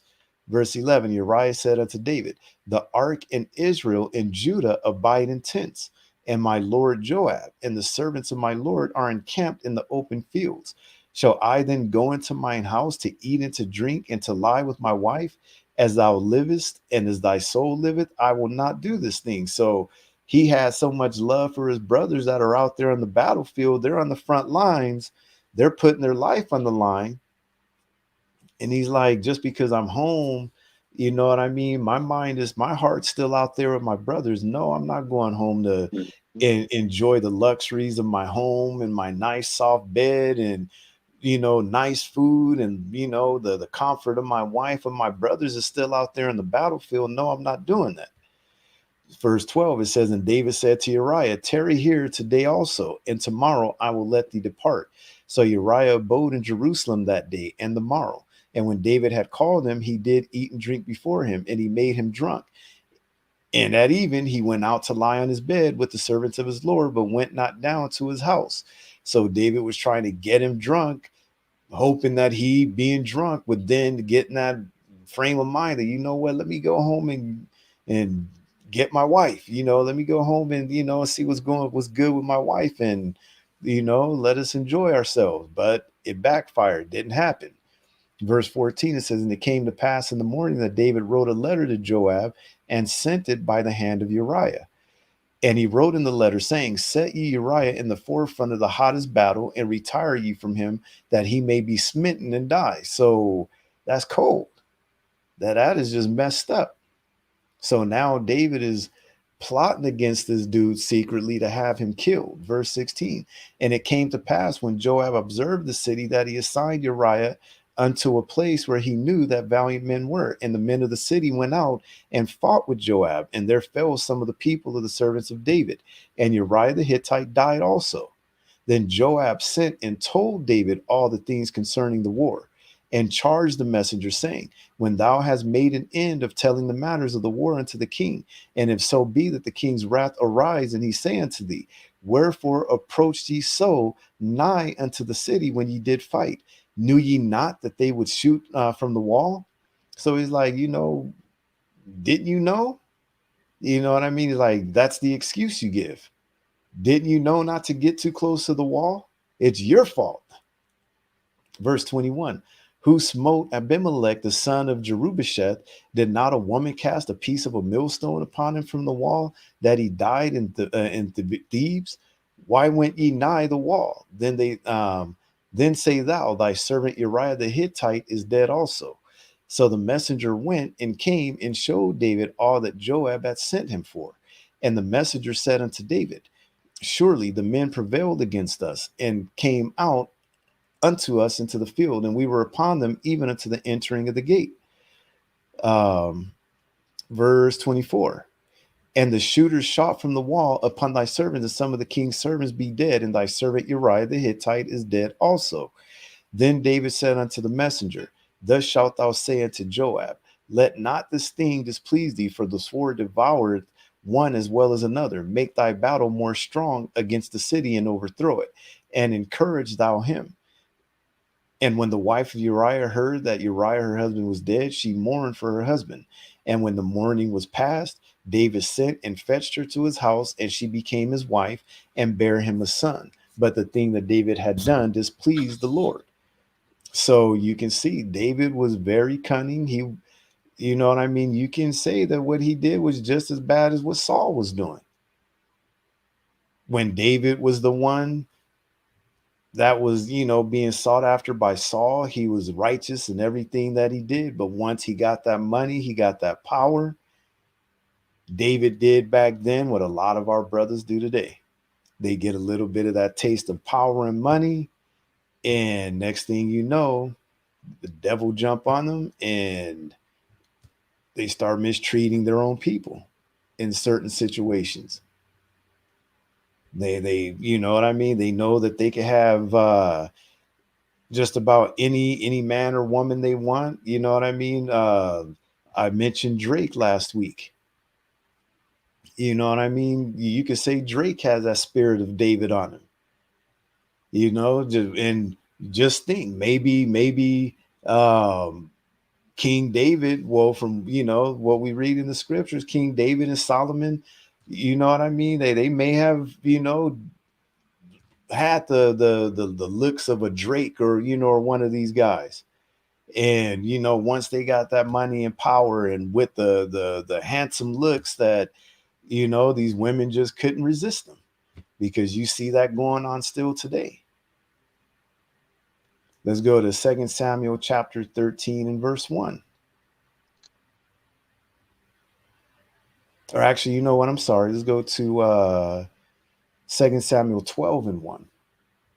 2 Samuel 12 and 1. So now we're going to read about what happened once Bathsheba had this baby. Because of what King David did, the Most High killed their child as a punishment. All right. So 2 Samuel chapter 12 and verse 1, it says, and the Lord sent Nathan unto David, and he came unto him and said unto him, there were two men in one city, and the one rich and the other poor.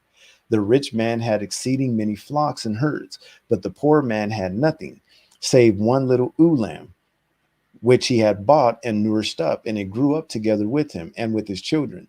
It did eat of his own meat, and drank of his own cup, and lay in his bosom, and was unto him as a daughter. And there came a traveler unto the rich man, and he spared to take of his own flock and of his own herd to dress for the wayfaring man that was come unto him, but took the poor man's lamb and dressed it for the man that was come to him. And David's anger was greatly kindled against the man. And he said to Nathan, as the Lord liveth, the man that had done this thing shall surely die. So he's coming with him with this parable, like, hey, you know what? This dude, had this lamb, and this other dude, you know what I mean? And David's hot. He's like, how could this man do this thing? What does he say next? And he shall restore the lamb fourfold, because he did this thing, and because he had no pity. And Nathan said to David, thou art the man. Thus saith the Lord God of Israel, I anointed thee king over Israel, and I delivered thee out of the hand of Saul. So now he's letting them know, this is talking about you. This is talking about you. Kind of like the situation where I was talking about the guy earlier that I had the conversation with. He had no idea that the uncircumcised in heart that we were talking about, the scriptures was talking about him. Right. He one of these people that understands he's an Israelite. He knows he's an Israelite, but he don't want to act like an Israelite. For they are not all Israel that are of Israel. He may be Israel in name, he may be Israel in nation, but you're not keeping the commandments, so that circumcision don't mean anything. Isn't that what the scriptures say? Circumcision availeth to nothing, and uncircumcision availeth to nothing but the keeping of the commandments. I'm paraphrasing, but he couldn't grasp that. He didn't understand that the scriptures were talking about him. It's the same thing with King David. This parable that he gave, he had no idea that this was talking about him until he pointed it out to him. Let me read it again. Verse 7. And Nathan said to David, thou art the man. Thus saith the Lord God of Israel, I anointed thee king over Israel, and I delivered thee out of the hand of Saul. And I gave thee thy master's house and thy master's wives into thy bosom, and gave thee the house of Israel and of Judah. And if that had been too little, I would moreover have given unto thee such and such things. So a lot of our people are reading this to see the Most High gave David, King David, his wives. So therefore we can have multiple wives. The Most High can do whatever he wants. The Most High never intended for us to have multiple wives. But because he loved David, David did everything the Most High asked of him before this situation, that the Most High was blessing. Like, you know what? I know I put this law in the books that the king is not to multiply wives to himself, but you know what, David? I'm going to let this slide. I'm going to give you a solid, man.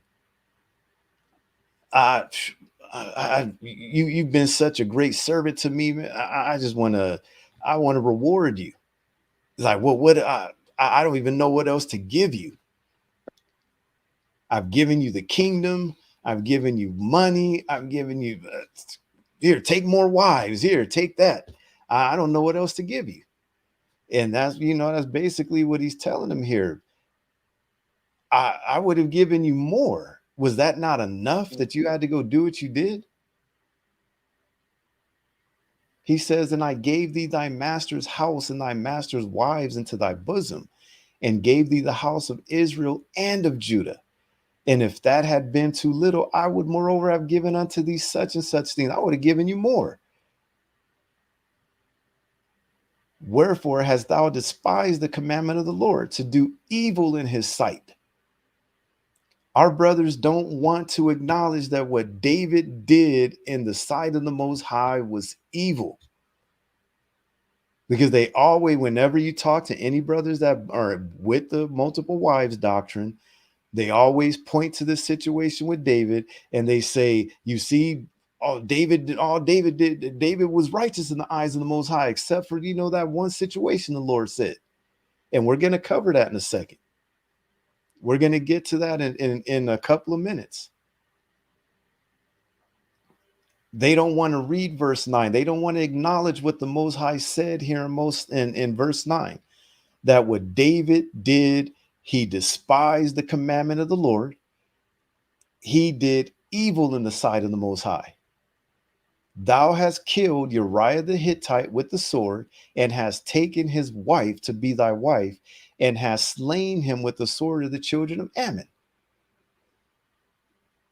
And we're going to go over that in a few minutes, like I said, and we're going to show that King David committed a multitude of sins when he did this. That's what our brothers don't want to acknowledge. They want to play this down so that they can have an excuse to have multiple wives. But King David, it was a very evil thing that he did. And it's not my words. We're reading it right here out of the scriptures. Wherefore hast thou despised the commandment of the Lord, to do evil in his sight? 2 Samuel chapter 12, verse 9. Well, how do they put it? Book, chapter, and verse? Yeah. Book, chapter, verse. Verse 10, now therefore the sword shall never depart from thine house, because thou hast despised me, and hast taken the wife of Uriah the Hittite to be thy wife. Thus saith the Lord, behold, I will raise up evil against thee out of thine own house, and I will take thy wives before thine eyes, and give them unto thy neighbor, and he shall lie with thy wives in the sight of the sun. What was the evil that he brought up out of his own house? His own son came against him. You read about that in the scriptures. King David's own son rises up against him and wants to take over the kingdom, and has David and his men on the run because he wants to kill his father, his own father. That's what he's talking about. Thus saith the Lord, behold, I will raise up evil against thee out of thine own house. So verse 12, for thou didst it secretly, but I will do this thing before all Israel and before the sun. You see, all things done in darkness always comes to light. And that's what's happening right now in Israel, because you're reading and hearing about and watching videos about a lot of these dudes that are caught up in these multiple wife situations where, wives are getting up and leaving. And you keep hearing about it all the time, where they will have a wife and then all of a sudden this wife is gone and there's a new wife popping up, and you're like, man, like, what's going on, man? This is like our people being back in the world again, still having that covetous spirit, still having that spirit of being the player on them, to where they're just still out there spitting game at women, still, hitting on women and things like that. They haven't changed. They're using the multiple wives doctrine. They're using this as an excuse in order to fulfill their lust. And that's basically what it comes down to.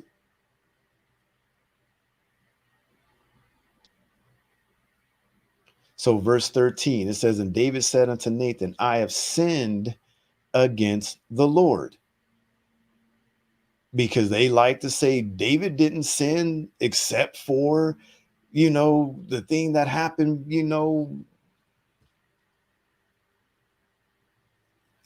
Uriah. It wasn't, the Most High, that was the only thing he did. The only thing. You know what I mean? There's semantics. The only thing he did. It depends on how you say it. He only had the dude killed. He only took his wife. He only made the other guy took his wife, and he only made him, walk behind, crying. Put this dude to tears. That's heartless. You know what I mean? It's like, we cannot play this down. Again, verse 13, and David said unto Nathan, I have sinned against the Lord. And Nathan said unto David, the Lord also hath put away thy sin. Thou shalt not die. Howbeit, because by this deed thou hast given great occasion to the enemies of the Lord to blaspheme, the child also that is born unto thee shall surely die. That's the same thing you brothers are doing today that have these multiple wives and teaching some of these doctrines. You're giving occasion to our enemies to blaspheme. They're talking evil. They're speaking evil about the truth. We're not supposed to allow the truth to be evil spoken of. And by teaching some of these doctrines, you're opening the doors for some of these enemies against us, mainly these Christian apologetics, to be able to come out and speak evil about the Israelites. And then we wonder why nobody will believe that we are the children of Israel. So let me read on verse 15. So 2 Samuel chapter 12, verse 15. It says, and Nathan departed unto his house, and the Lord struck the child that Uriah's wife bare unto David, and it was very sick. David therefore besought God for the child, and David fasted and went in and lay all night upon the earth. And the elders of his house arose and went to him to raise him up from the earth, but he would not, neither did he eat bread with them. And it came to pass on the 7th day that the child died. And the servants of David feared to tell him that the child was dead, for they said, behold, while the child was yet alive, we spake unto him, and he would not hearken unto our voice. How will he then vex himself? if we tell him that the child is dead? But when David saw that his servants whispered, David perceived that the child was dead. Therefore David said unto his servants, Is the child dead? And they said, He is dead. Then David arose from the earth and washed and anointed himself and changed his apparel. Look at the change all of a sudden. Like, here he is putting on this show. I'm so sad. My child is sick. Lord, help him. You know what I mean? And then this, oh, he's dead. All right, whatever. Can't do nothing about it now. And that's basically what he says. Let me finish reading. He says, And David arose from the earth and washed and anointed himself and changed his apparel and came into the house of the Lord and worshiped. Then he came to his own house. And when he required, they set bread before him, and he did eat. Then said his servants unto him, What thing is this that thou hast done? Thou didst fast and weep for the child while it was alive, but when the child was dead, thou didst rise and eat bread. He's like, when the child was sick, he was alive, you was sitting here fasting and carrying on and weeping and crying and carrying on. And then now that the child is dead, how are you sitting here eating like nothing happened?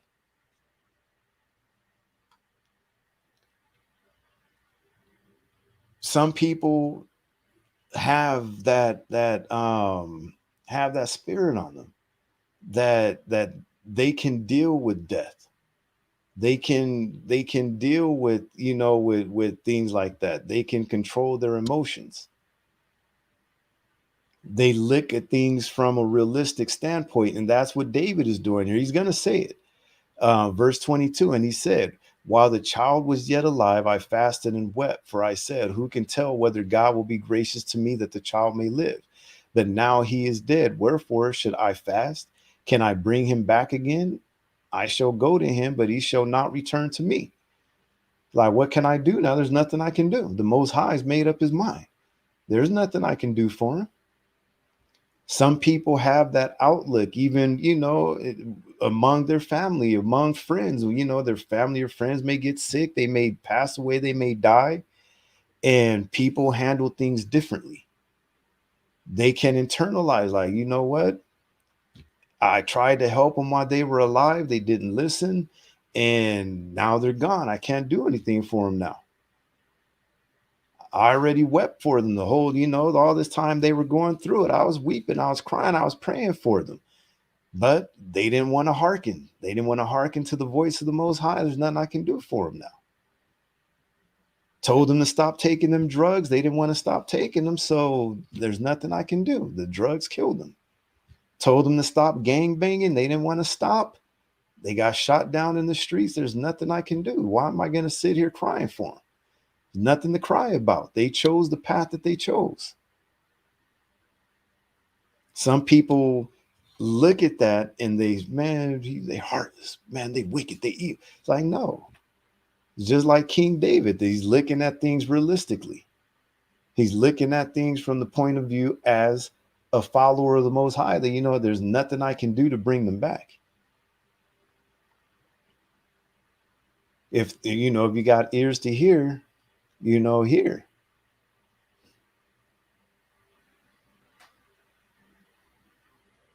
We're going to go to verse 24. So verse 24, it says, And David comforted Bathsheba, his wife, and went in unto her and lay with her. And she bare a son, and he called his name Solomon. And the Lord loved him. And he sent by the hand of Nathan the prophet, and he called his name Jedediah, because of the Lord. And people don't even realize that they got the term Jedi Knight for the Star Wars movie from this. The name Yoda, all of the, all these names that they come up with in a lot of these cartoons and movies, they got from the Bible, like Kal-El, the son of Jor-El. All of it they got from the scriptures. So verse 26, it says, And Joab fought against Rabbah. Hold on.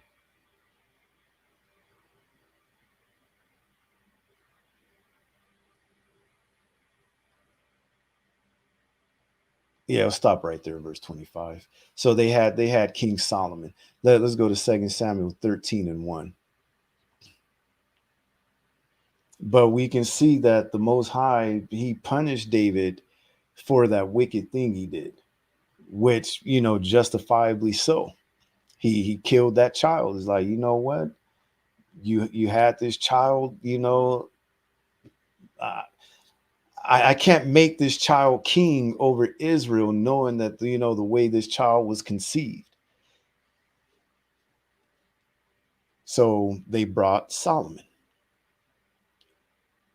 And we got to think, if Solomon turned out to be that, as wicked as he was, you can't even imagine how wicked that child probably would have been if it would have been allowed to live. That child would have been probably 1,000 times worse than Solomon. So we're at 2 Samuel 13 and 1. This will be the last one that I'll read, and then I'll have you go back to the reading. I think these are the last of the long ones for a little bit. Okay. 2 Samuel 13 and 1. It says, and it came to pass after this that Absalom, the son of David, had a fair sister whose name was Tamar. And Amnon, the son of David, loved her. And Amnon was so vexed that he fell sick for his sister Tamar, for she was a virgin. And Amnon thought it hard for him to do anything to her. But Amnon had a friend whose name was Jonadab, the son of Shemaiah, David's brother. And Jonadab was a very subtle man. And he said unto him, why art thou, being the king's son, lean from day to day? Like, man, why you look like you're getting skinnier and skinnier every day? What's going on with you? Says, wilt thou not tell me? And Amnon said unto him, I love Tamar, my brother Absalom's sister. Why would you even tell your friend this to begin with and not be embarrassed and ashamed by it? I don't know. You know what I mean? Can you imagine one of your friends telling you, like, man, I have this sister, man, and she bad. She look good, man. I'm in love with her and I don't know what to do. You'll be looking at your friend like, what? Really?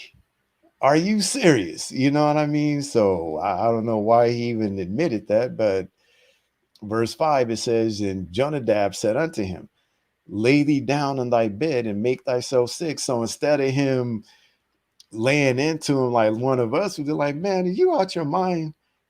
That's your sister. You know what I mean? But it wasn't his blood sister.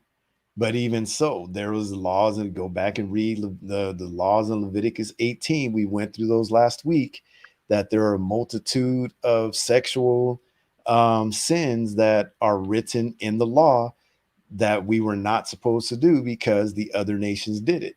And one of them is not laying down with your half sister, your stepsister. But that's something that's not taught in Israel, though those commandments are not taught. Says, and Jonadab said unto him, lay thee down in thy bed. So now he's going to help him out. Let me help you, I guess. If you want her, I'll help you figure out how to get her. Just dumb. Says, and make thyself sick. And when thy father cometh to see thee, say unto him, I pray thee, let my sister Tamar come and give me meat and dress the meat in my sight, that I may see it and eat it at her hand. So Amnon lay down and made himself sick. And when the king was come to see him, Amnon said unto the king, I pray thee, let Tamar my sister come and make me a couple of cakes in my sight, that I may eat at her hand. Then David sent home to Tamar, saying, go now to thy brother Amnon's house and dress him meat. So Tamar went to her brother Amnon's house, and he was laid down, and she took flour and kneaded it and made cakes in his sight and did bake the cakes. And she took a pan and poured them out before him, but he refused to eat. And Amnon said, have out all men from me. And they went out every man from him. And Amnon said unto Tamar, bring the meat unto the chamber, that I may eat of thine hand. And Tamar took the cakes which she had made and brought them into the chamber to Amnon her brother. And when she had brought them unto him to eat, he took hold of her and said unto her, come lie with me, my sister. And she answered him, nay, my brother, do not force me, for no such thing ought be done in Israel. Do not thou this folly. Let me read this again. For you hard of hearing brothers, you blind brothers that say that we can rape, This is coming out of one of our foremothers' own mouths.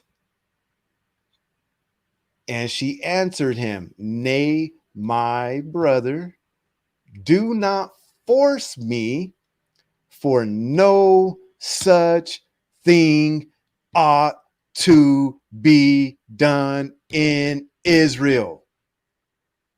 No such thing ought to be done in Israel, like raping our women. So I want to say this sternly, because there's brothers out there teaching that we can rape women. Read and read everything. Stop. How would I put it? See, there's this thing in Israel that people are being rewarded as this great prophet because they can memorize a lot of scriptures. Memorizing a lot of scriptures is not a measure of how righteous a person is. But that's what's going on in Israel, that some people will rise up, they'll go on YouTube, they'll start a group, they can memorize a lot of scriptures, they're standing out on the streets and they could pull precepts left and right and blast the white man and blast the China man and blast the Arab man and go against the Christian apologetics, and they could, go against, the Kemetic community, and everybody's suddenly praising them. When you look at what's going on in the background of the majority of these groups, none of these dudes have repented of their sins. They're still committing the same old sins they were committing before they came into the knowledge of the truth. And you got some of these dudes out here teaching that we can rape. Let me read it one more time. 2 Samuel chapter 13, verse 12. And she answered him, Nay, my brother, do not force me, for no such thing ought to be done in Israel. Do not thou this folly. So the next time you hear one of these camps or camp leaders sit there saying that we can rape, tell them to go read the book of 2 Samuel. That's the book. Chapter 12. Chapter 13, and the verse chapter 12, because this very people, some of them that are on this multiple wives kick, and there's other ones that are on the rape kick. They love battling, they love debating, and they love that book chapter verse. Well, there's a book chapter verse for you, that the Most High ain't down with no rape. Okay, let's continue on though. Let's go to verse 13. It says, And I, whither shall I cause my shame to go? And as for thee, thou shalt be as one of the fools in Israel. So what is that for you brothers that are out there teaching rape? It's not me saying it. This is coming from the scriptures. You a fool. You're a fool in Israel. And that's why you're looked at as a fool in Israel. That's why your camp is looked at as the fools of Israel.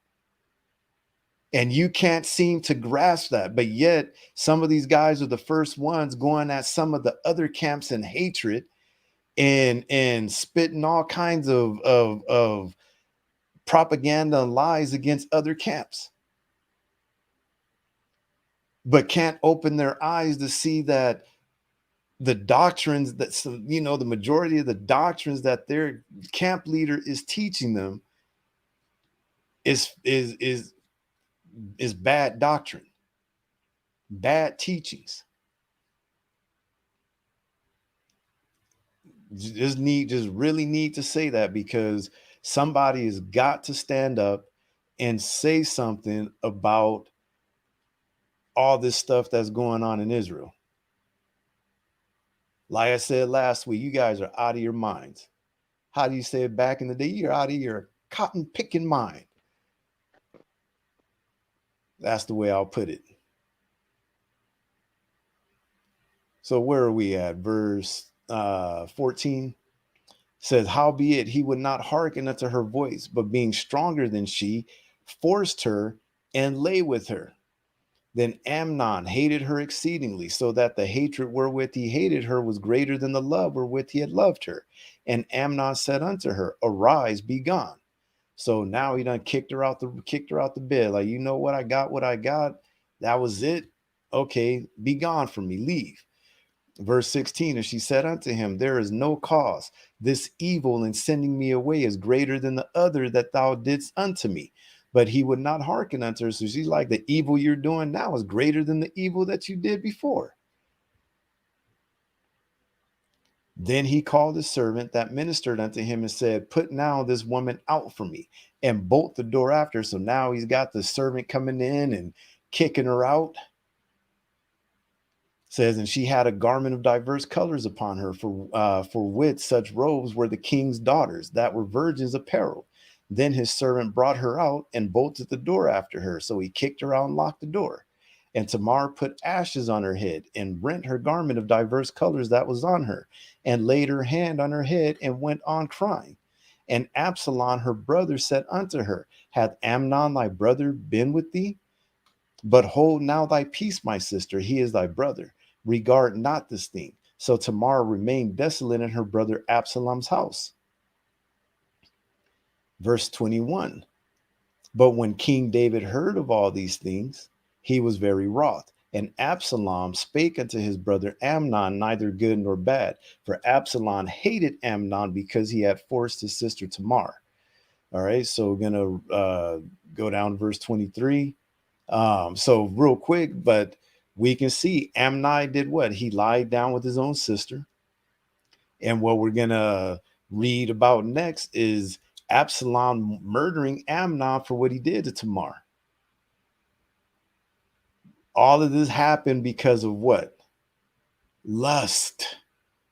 Lust. We've had incidents happen in Israel where a brother lays down with another man's wife, and then the brother goes and gets a gun and have shot the brother. We've had that happen in Israel. And it happens because of what? Because of lust. We've had murders happen because of adultery that came down to what? Lust.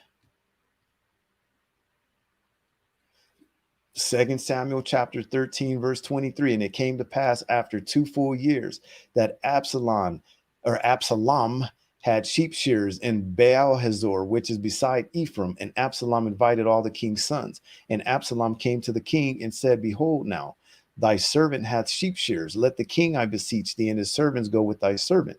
And the king said to Absalom, nay, my son, let us not all now go, lest we be chargeable unto thee. And he pressed him, howbeit he would not go, but blessed him. Then said Absalom, if not, I pray thee, let my brother Amnon go with us. And the king said unto him, why should he go with thee? But Absalom pressed him that he let Amnon and all the king's sons go with him. Now Absalom had commanded his servants, saying, mark ye now, when Amnon's heart is merry with wine, and when I say unto you, smite Amnon, then kill him. Fear not, have not I commanded you? Be courageous and be valiant. So here is Absalom now being just as slick as his father was. He's the son of King David. Apple doesn't fall too far from the tree, does it? So now he's plotting, you know what I mean, to have his own brother killed, which, you know, he raped his sister, but still doesn't give him a right to do what he did. Verse 29, it says, and the servants of Absalom did unto Amnon as Absalom had commanded. Then all the king's sons arose, and every man gat him up upon his mule and fled. And it came to pass, while they were in the way, that tidings came to David, saying, Absalom had slain all the king's sons, and there is not one of them left. So you can see this is common in Israel. Something happens, and then by the time it gets to the main person, the story's changed 1,000 times, and you get the wrong information. And you see that happen. Something happens in Israel, and before they get all the information, they're jumping on YouTube, they're jumping on Facebook, and spreading the information, and the next thing you know is like, oh, it didn't happen that way. Okay.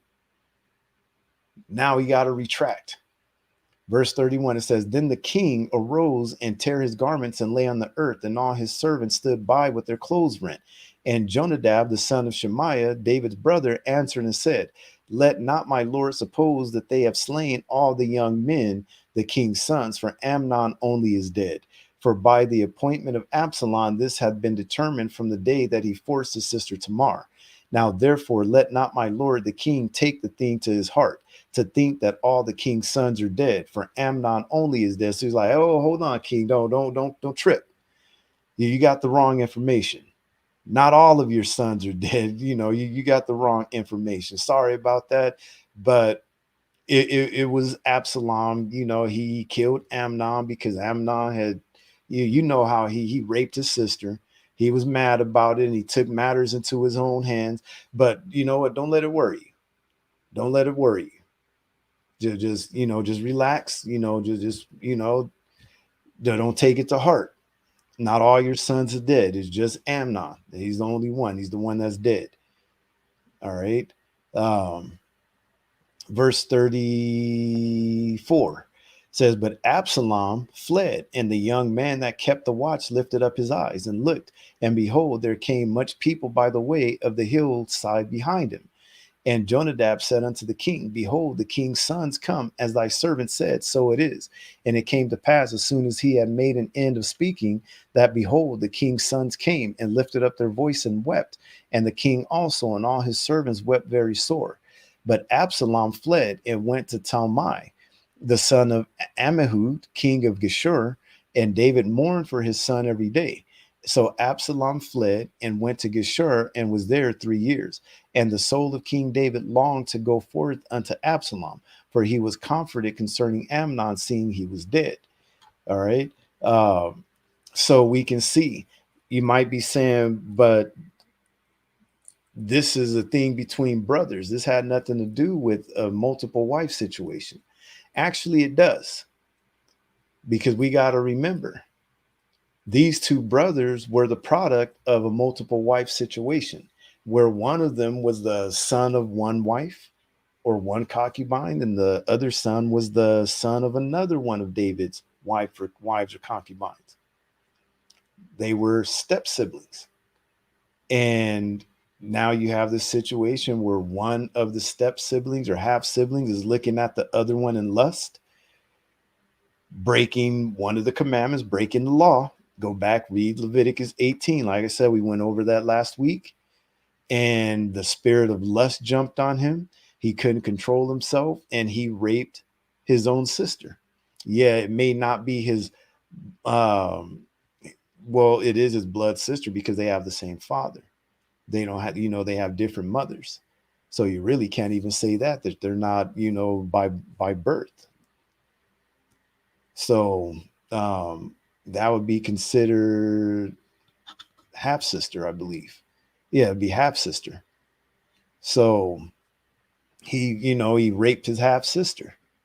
They have the same father. They have the same blood flowing through them.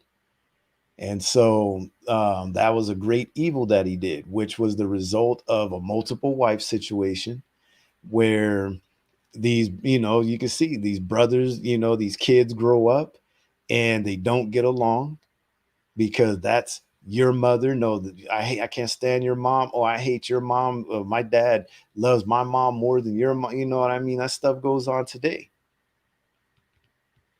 And what did it lead to? It led to rape and violence and death. So is it all good in multiple wife situations? Again, we're showing no, it's not. All right. Let's go to 1 Kings chapter 1 and verse 1. You're going to read through verse 4.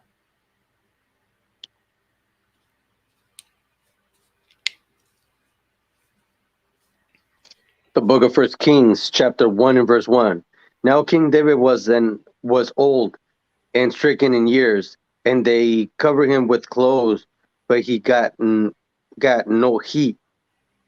Wherefore his servants said unto him, Let there be sought for my lord the king a young virgin, and let her stand before the king, and let her cherish him, and let her lie in thy bosom, that my lord the king might get heat.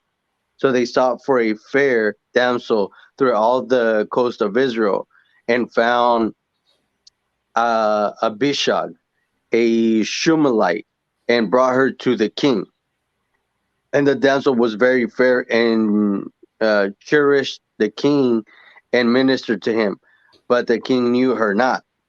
Then Donahah, the son of Haggith, exalted himself, saying, I will be king. And he prepared him chariots and horsemen and 50 men to run before. No, you just supposed to go to verse 4. Verse 4. Verse 4, yeah. So I put this here because we can see that spirit of lust was on King David so bad, to the point that even his servants knew he had that spirit of lust on him. That even in his old age, where they knew he wanted to be comforted, he needed to be comforted, that the only thing they could come up with was searching throughout all Israel to find this young woman to come and lay down with this old man and keep him warm and comforted. Instead of saying, let us bring one here, let us bring one. He already had other wives and concubines. They could have easily just brought one of his wives and said, hey, you know what? Wife so-and-so, can he's not doing too well. Can you go lay down with him and comfort your man and keep him warm and let him know you love him and let him know, you know what I mean? Try and at least lift his spirits up a little bit. But no, they had to go search through the entire nation of Israel to find one beautiful woman to come lay next to him and keep him warm. So when we're saying that spirit of lust is rampant in Israel today, it's no different than what it was back then with some of our forefathers. They had that spirit of lust on them. Let's go to 1 Kings 11:1. And you're going to read through verse 13.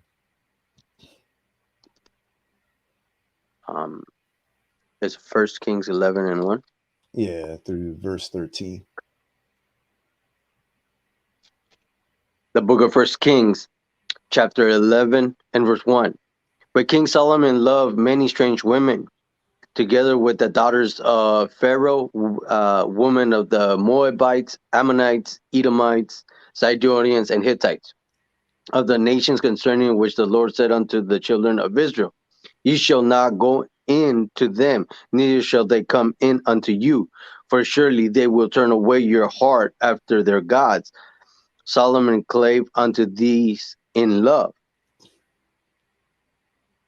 And he had and he had 700 wives, princes, and 300 concubines, and his wives turned away his heart.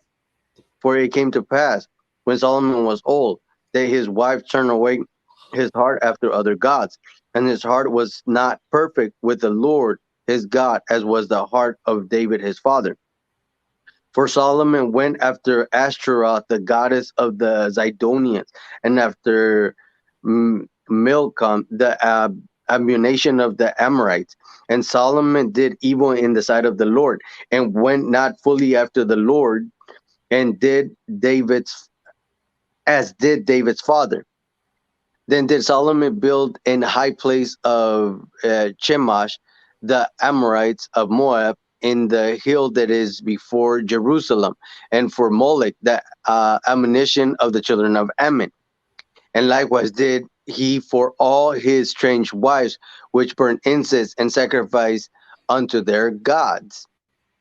And the Lord was angry with Solomon, because his heart was turned from the Lord God of Israel, which had appeared unto him twice, and had commanded him concerning this thing, that he should not go after other gods. But he kept not that which the Lord commanded. Wherefore the Lord said unto Solomon, For as much as this is done of thee, and thou hast not kept my covenant, and my statutes which I have commanded thee, I will surely rend the kingdom, rent the kingdom from thee, and will give it to thy servant. Notwithstanding in thy days, I will not do it for David thy father's sake, but I will rent it out of the hand of thy son.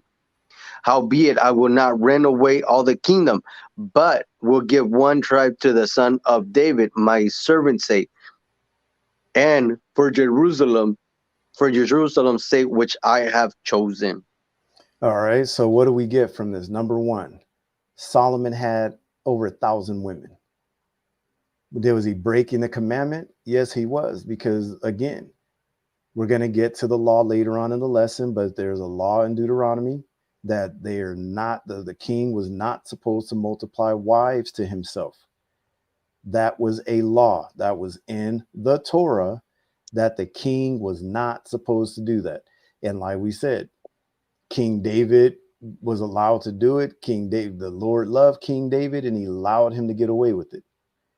Just like the Most High allowed us to get away with idolatry, but now commands all men everywhere to repent, right? Don't we read that in the book of Acts? That the Most High winked his eye at that idolatry for a while. Wink, wink. No different. Being covetous is idolatry. Coveting all these different women is idolatry. Coveting your neighbor's wife is idolatry. So Solomon had 1,000 women. He also took on women of the other nations, which we were commanded not to do. Intermarrying with the other nations. Not only that, he followed their gods. And in so doing, what did he do? He pissed off the Most High, to the point to where the Most High took part of the kingdom, from the majority of the kingdom from it. Took 10 tribes. So we have to go back into the history, and we have to look at it and realize what we should be doing and what we shouldn't be doing. Using this as a learning example, not trying to emulate it, not trying to follow after what they did in these instances. Let's go to 1 Kings chapter 15, verse 5. The book of 1 Kings chapter 15 and verse 5. Because David did that which was right in the eyes of the Lord, and turned not aside from anything that he commanded him all the days of his life, save only in the matter of Uriah the Hittite. So this is what we were talking about earlier. This precept right here is what some of these multiple wives camps that teach that multiple wives doctrine, they love to go to 1 Kings 15 and 5 and use this. It says, because David did that which was right in the eyes of the Lord, and turned not aside from anything that he commanded him all the days of his life, save, meaning except, only in the matter of Uriah the Hittite. That's all he did. It was no big deal. He was perfect. He was righteous in the eyes of the Most High. It says because David did that which was right in the eyes of the Lord. But let's really examine it. King David, in the matter of Uriah the Hittite, broke commandment 10, which is being what? Covetous. King David also broke commandment 9. How? Being deceitful and attempting to hide the pregnancy of Bathsheba by trying to coerce Uriah into going home to lay down with his wife. He was being fraudulent. He was lying.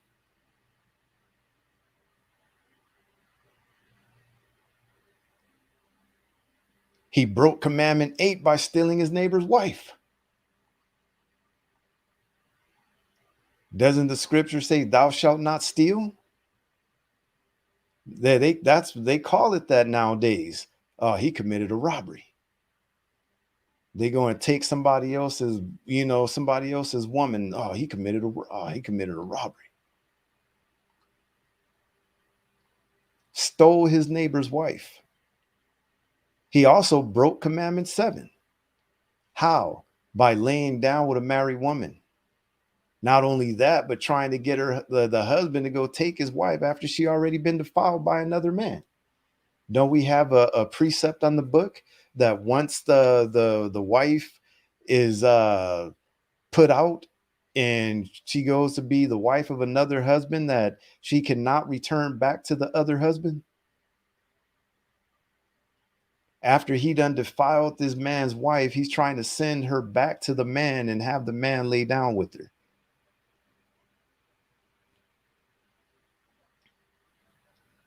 He committed adultery all the way around. He also broke commandment 6. Thou shalt not kill, right?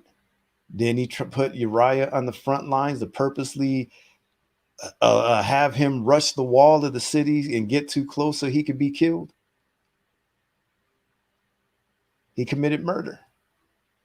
Broke commandment 6. Broke commandment 5. How did he break commandment 5? Doesn't the scripture say, honor thy mother and thy father? He dishonored the Most High by what? Committing these sins. It's not me saying it.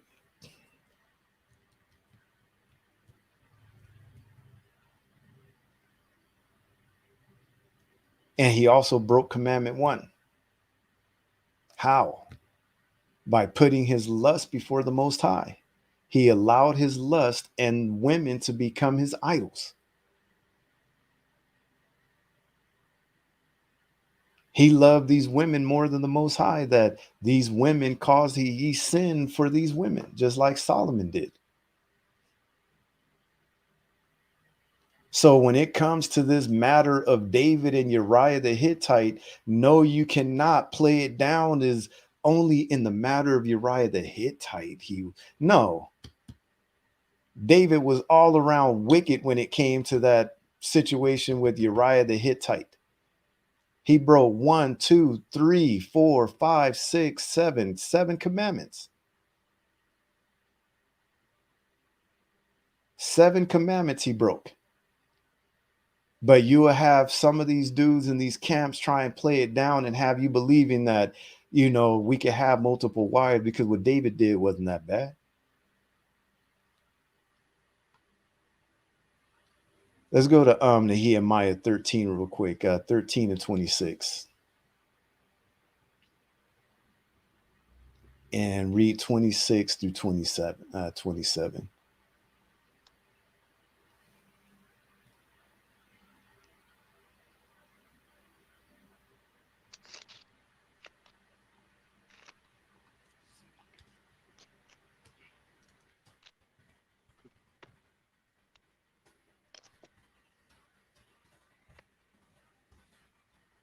Starting from, come on. The book of Nehemiah, chapter 13 and verse 26. Yes. 6. Here we go. 26. Did not Solomon, king of Israel, sin by these things? Yet among many nations was there no king like him, who was beloved of his God, and God made him king over all Israel. Nevertheless, even him did outlandish women cause to sin. Shall we then hearken unto you to do all things this great evil, to transgress against our God in marrying strange wives? So just those 2. So we can see that when Solomon had those 1,000 women, he was in sin. He was beloved of the Most High. From birth, we read about that. But yet, even him, he allowed these women to cause him to sin against the Most High. King David allowed these women and his lust to cause him to sin against the Most High. We have Israelite leaders today who are allowing their lust to cause them to sin before the Most High. And they don't want to acknowledge it. They don't even realize it. They have no clue.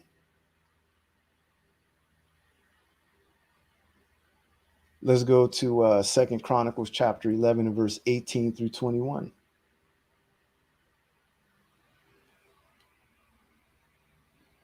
The book of Second Chronicles. Second Chronicles. Verse.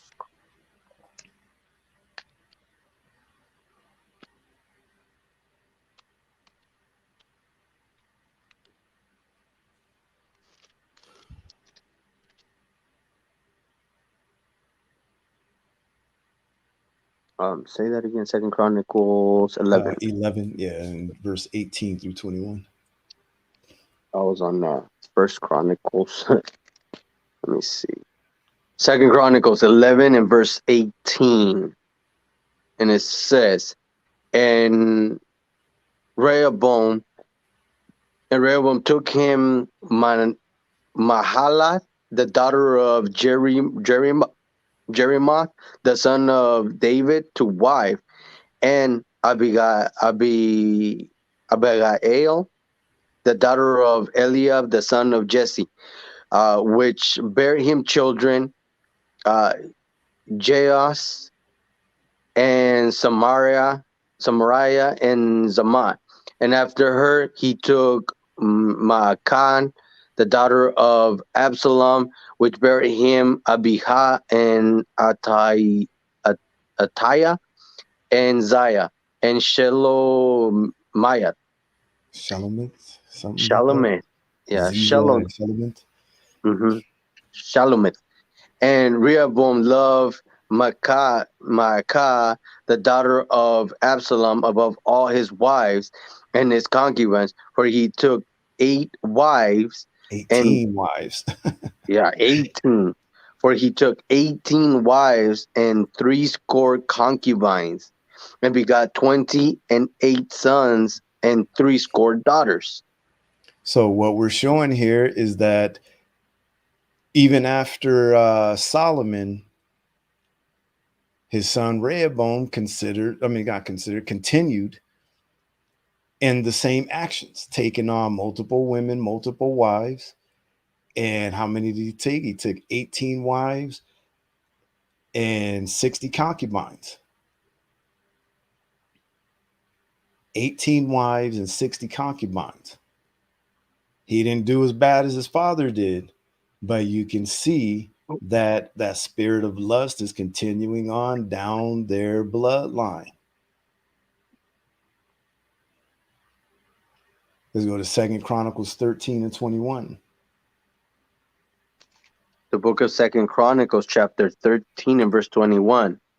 But Abijah waxed mighty and married 14 wives and begot 22 sons and 16 daughters.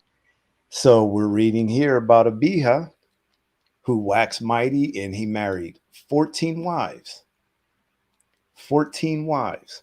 So we can see that as time was going on, that whole thing continued. The multiple wives continued. But Lord's will, we've made it crystal clear that the Most High is not with this multiple wives.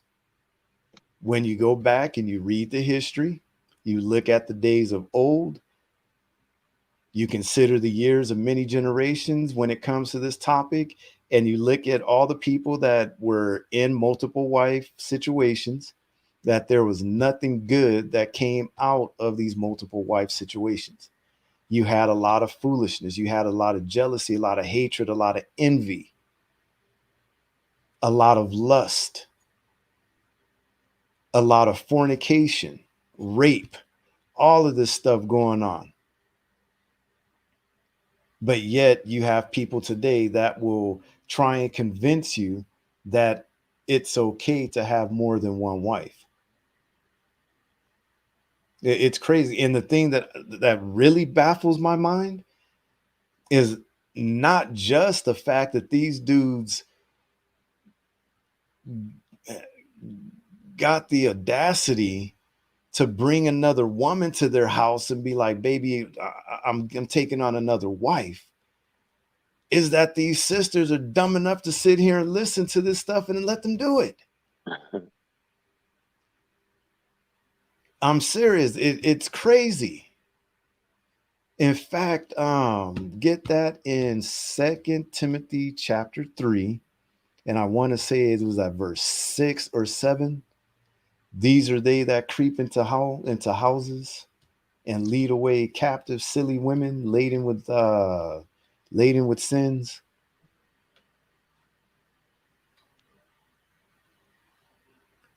Second Timothy 3, it's like 6 or 7 or something like that.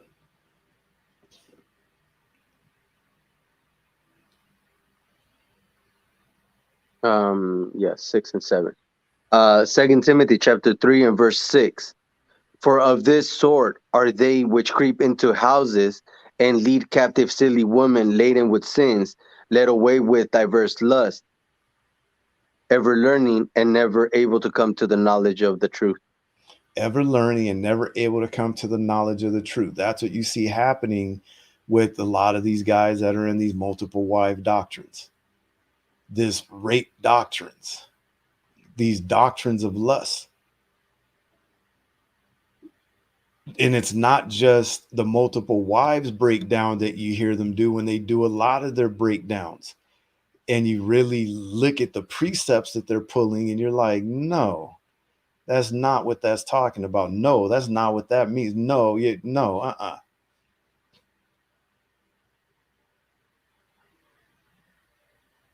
We cannot try and use a few precepts to justify keeping and not keeping certain commandments.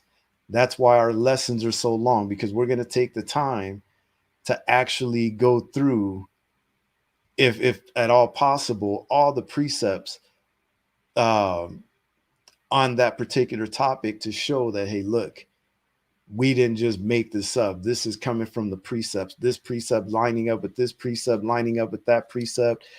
It all falls into place. We don't even really have to explain anything. Some things you do have to explain because Israel has wax in their ears and don't want to hear. They don't want to listen. So now that we're done with the history, we're going to get into the laws for multiple wives that these guys love to pull and give you an understanding of what these laws are really talking about. Because some of these guys are twisting these laws to bamboozle these women into believing they can have multiple wives. And these women are silly women that are falling for this foolishness. So we're going to get into the law. Let's first start off with Exodus 21. Let's go to Exodus 21 and 1. We're going to go through verse 11. The book of Exodus, chapter 21 and verse 1. Now these are the judgments which thou shalt set before them. If thou buy a Hebrew servant 6 years, he shall serve, and in the 7th he shall go out free for nothing. If he came in by himself, he shall go out by himself. If he were married, then his wife shall go out with him. If his master have given him a wife, and she have borne him sons and daughters, the wife and her children shall be her master's, and he shall go out by himself. And if the servant shall plainly say, I love my master, my wife, and my children, I will not go out free, then his master shall bring him unto the judges. He shall also bring him to the door or unto the doorpost, and his master shall bore his ear through with an awl, and he shall serve him forever. And if a man sell his daughter to be a maidservant, she shall not go out as the maidservant do. If she please not her master who had betrothed her to himself, then shall he let her be redeemed to sell her unto a strange nation. He shall have no power, seeing he had dealt deceitfully with her. And if he have betrothed her unto his son, he shall deal with her after the manner of daughters. If he take him another wife, her food, her raiment, and her duty of marriage shall be not diminished. Says, shall he not diminish? Shall he not diminish? Read verse 11. Verse 11. And if he do not these three unto her, then shall she go out free without money. So now this is where you're going to have to listen real close. Take notes, because some of these guys are taking this and twisting it and got people believing that because it says if he takes another wife, that it's talking about him being able to have multiple wives. Okay. First of all, let's look up the word another, because there is more than one meaning to the word another. Let me do this. Open hyperlink. Share screen.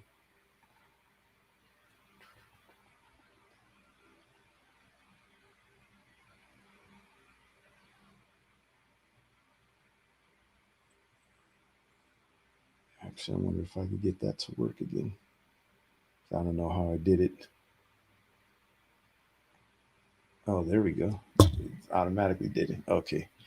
All right. So another, meaning one, it says determiner, used to refer to an additional person or thing of the same type as one already mentioned or known about, one more, a further. So in other words, in addition to the one you've already got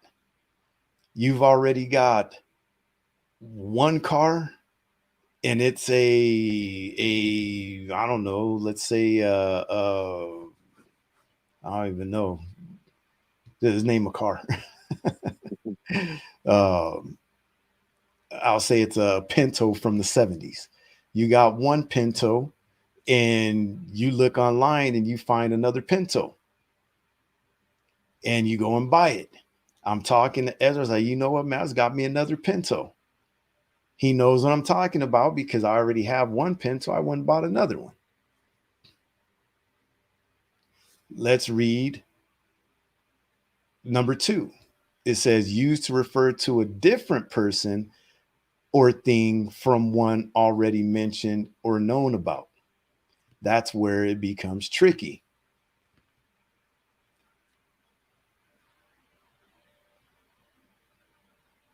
I have a Pinto. I get rid of that Pinto and I go buy me, I decide to get a Ford Ranger truck or something like that instead of the Pinto. So now I go to Ezra. We're talking. He's like, "Oh man, you know what? I got me another car."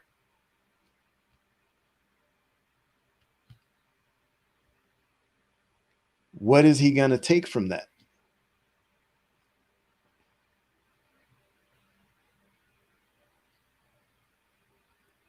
If I leave it at that, he's going to think, number one, that, oh, he got a Pinto. Oh, he must have went and bought another Pinto. So I have to elaborate to him, you know what, I got rid of the Pinto and I got me another car. Such as what we're reading, that he is not taking this woman to be his wife, and he's deciding to take another wife instead of her. That's what it's talking about. It's not talking about in addition to her. That's where the wording and the understanding is becoming convoluted, because some of these guys are using the first definition instead of using the second definition. When you look at the synonyms of the first one, one more, a further, an additional, a second, an extra, a spare.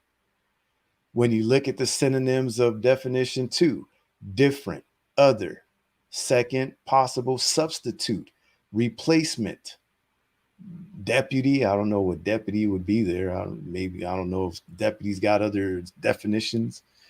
Relief, proxy, surrogate, cover, fill in, standby, emergency, reserve, backup, auxiliary, fallback, alternate.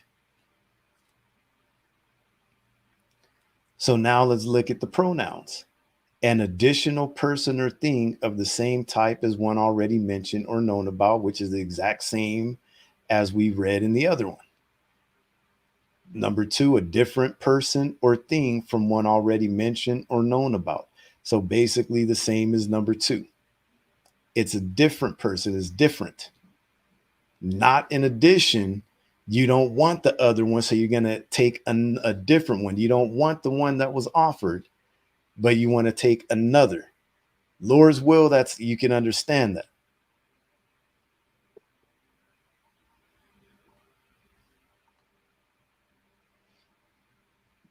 Let me go back.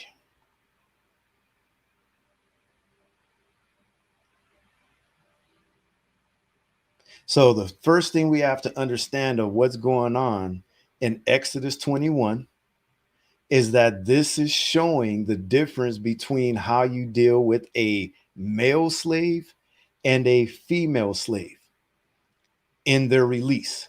Okay, I'm going to go real slow with it. Like I said, take notes.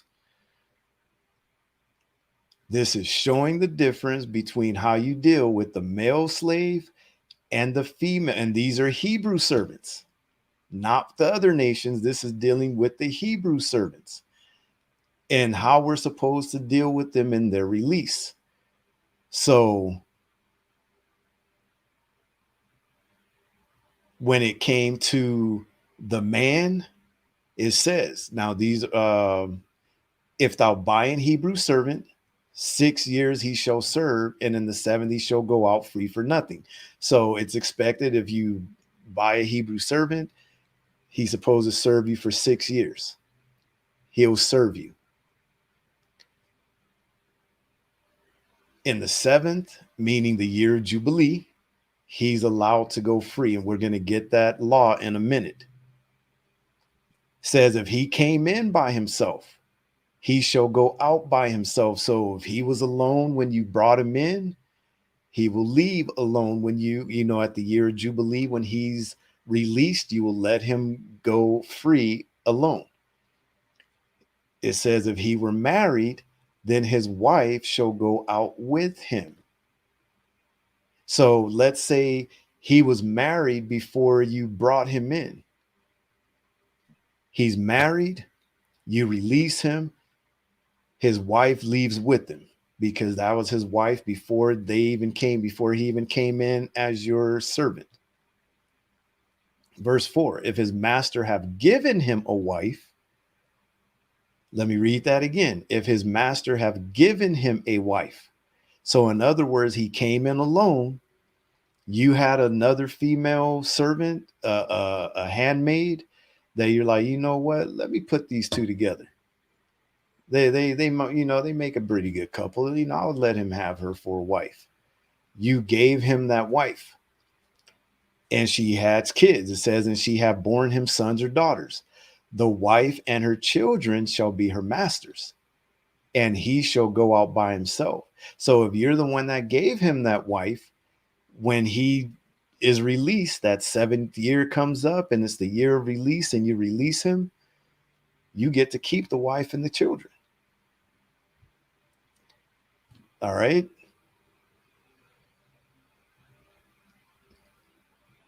Going to verse 5, it says, and if the servant shall plainly say, I love my master, my wife, and my children, I will not go free. So he's adamant. He's like, you know what? I love my wife. I love my master. I can't just leave my wife and children like this. He doesn't want to go. What are you to do? Verse 6, then his master shall bring him unto the judges, He shall also bring him to the door or unto the doorpost, and his master shall bore his ear through with an awl, and he shall serve him forever. So now he want to keep that wife and them children. He's going to have to serve you for the rest of his life.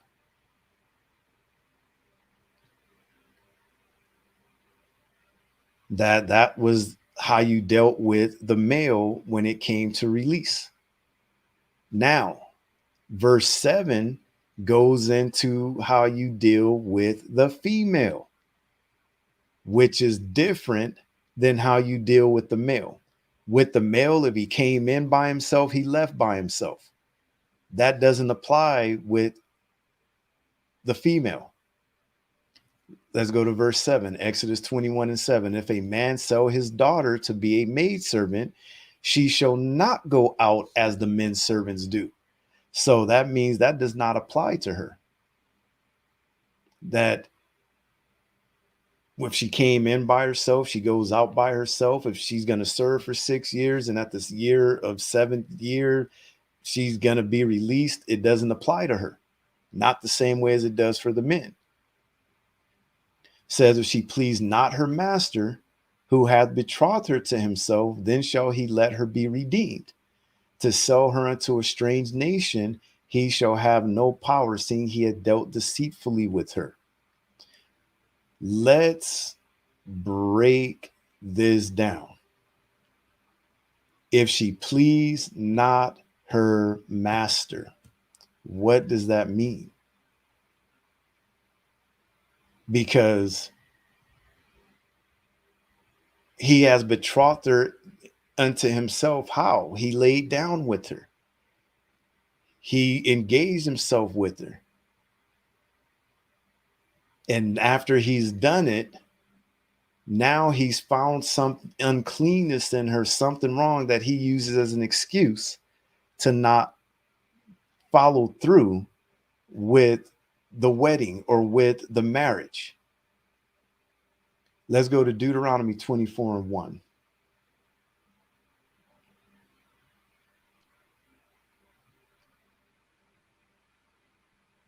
The book of Deuteronomy, chapter 24 and verse 1. And you're going to read through verse 4. When a man had taken a wife and married her, and it come to pass that she find no favor in his eyes, because he had found some uncleanness in her, then let him write her a bill of divorce, and give it in her hand, and send her out of his house. And when he is departed out of his house, she may go and be another man's wife. And if the latter husband hate her, and write her a bill of divorce, and giveth it in her hand, and sendeth her out of his house, or if the latter husband die, which took her to be his wife, her former husband, which sent her away, may not take her again to be his wife, after that she is defiled, for that is an abomination before the Lord. And thou shalt not cause the land to sin, which the Lord thy God giveth thee for an inheritance. So she doesn't please her master. She's found no favor in his eyes because of something that he just doesn't like about her, some uncleanness. It was never specific about what kind of uncleanness. That's why the men of Israel started taking advantage of it, which we're going to get into later in the lesson dealing with Christ. Because of the hardness of the hearts of the men of Israel, they were just using any reason to get rid of these women. But you're supposed to give her a bill of divorce and send her out of the house. Says, going back to Exodus 21:8, if she please not her master who hath betrothed her to himself, then shall he let her be redeemed. What does that mean about being redeemed? Let's go to Leviticus 25 and 47 through 55. That's why you have to read all of this. You have to read all the laws, because you have to be able to go precept upon precept to understand what these laws are. Because sometimes the Most High can be vague because he expects Israel to already know. But because some of these guys just read one precept, sometimes they cause themselves to be confused, and they cause confusion in Israel with some of these doctrines. Leviticus 25 and verse 47. You're going to read And all if the way through 55. and if a sojourner or a stranger wax rich by thee, and thy brother that dwelleth by him wax poor, and sell him unto a stranger, or sojourneth by thee, or to the stock of the stranger's family, after that he is sold, he may be redeemed again. One of his brethren may redeem him. So Either when his it says that you shall let her be redeemed, if she please not her master who hath betrothed her to himself, then shall he let her be redeemed. He's betrothed this woman to himself. He's laid down with her and everything. Now he's found some uncleanness in her. So he's going to have to write her a bill of divorce, and he's got to let her be redeemed. How? The same law that we're reading right here in Leviticus 25. Go ahead and read. either his uncle or his uncle's son may redeem him, or any that is nigh of kin unto him of his family may redeem him, or if he be able, he may redeem himself. And he shall reckon with him that bought him from the year that he was sold to him to the year of Jubilee. And the price of his sale shall be according unto the number of years, according to the time of an hire servant shall it be with him. If there be yet many years behind according unto them, he shall give again the price of his redemption out of the money that he was bought for. And if there remain but few years unto the year of Jubilee, then he shall count with him, and according unto his years shall he give him again the price of his redemption. And as a yearly hire servant shall he be with him, and the other shall not rule with rigorous over him in thy sight. And if he be not redeemed in these years, then he shall go out in the year of Jubilee, both he and his children with him. For unto me the children of Israel are servants. They are my servant whom I brought forth out of the land of Egypt. I am the Lord your God. So when it goes back to Exodus 21:8, if she please not her master who hath betrothed her to himself, then shall he let her be redeemed. Redeemed by who? One of her brethren. That's why it says in the next sentence, to sell her unto a strange nation, he shall have no power. You have to allow her to be redeemed by somebody of her stock, somebody of her family. You can't just go and sell her to some stranger. You can't go to some Moabite and be like, hey, you know what? I got this handmaid that I don't want to deal with anymore. You want to buy her? The Most High did not allow us to do that. It says, then shall he let her be redeemed, to sell her unto a strange nation. He shall have no power, seeing he had dealt deceitfully with her. You were deceitful. You never really intended on keeping her. You just wanted to lay down with her. Just wanted to fulfill your lusts. That's basically what it came down to.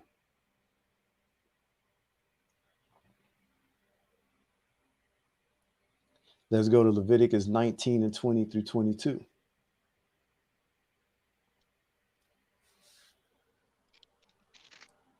The book of Leviticus, chapter 19 and verse 19. Uh-huh. Also, thou shalt not approach unto a woman to uncover her No. naked. Leviticus 19 and 20 through 22. Leviticus 19 and 20.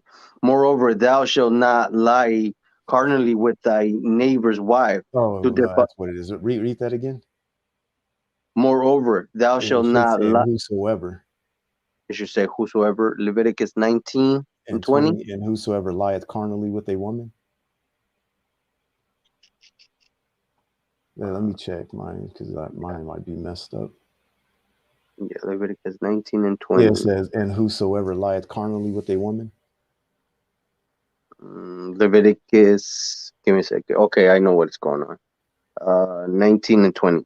Leviticus 19 and verse 20. And whosoever lieth carnally with a woman, that is in bondmaid, betrothed to a husband, and not at all redeemed, nor freedom given her, she shall be scourged. They shall not be put to death, because she was not free. And he shall bring his trespass offerings unto the Lord, unto the door of the tabernacles of the congregation, even a ram for a trespass offering. And the priest shall make an atonement for him with the ram of the trespass offering before the Lord for his sin which he had done. And the sin which he had done shall be given him. And when ye shall come in unto the land, and shall have planted all manner of trees for food, then ye shall count the fruit thereof as uncircumcised. 3 years shall it be as uncircumcised unto you, it shall not be eaten of. All right. Where'd you go?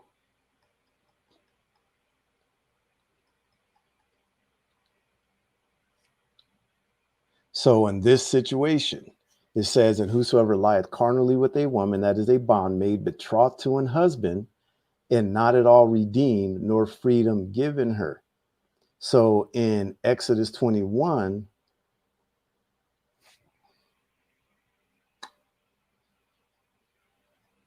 we see that this is a situation in 21:8, that this was a woman that was not betrothed to anyone.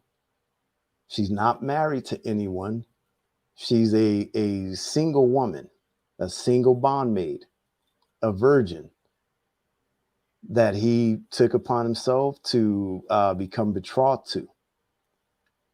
In Leviticus 19:20, we're seeing where it says, and whosoever lieth carnally with a woman, that is a bondmaid, betrothed to an husband, and not at all redeemed, nor freedom given her, she shall be scourged. So if that happened, let's say your male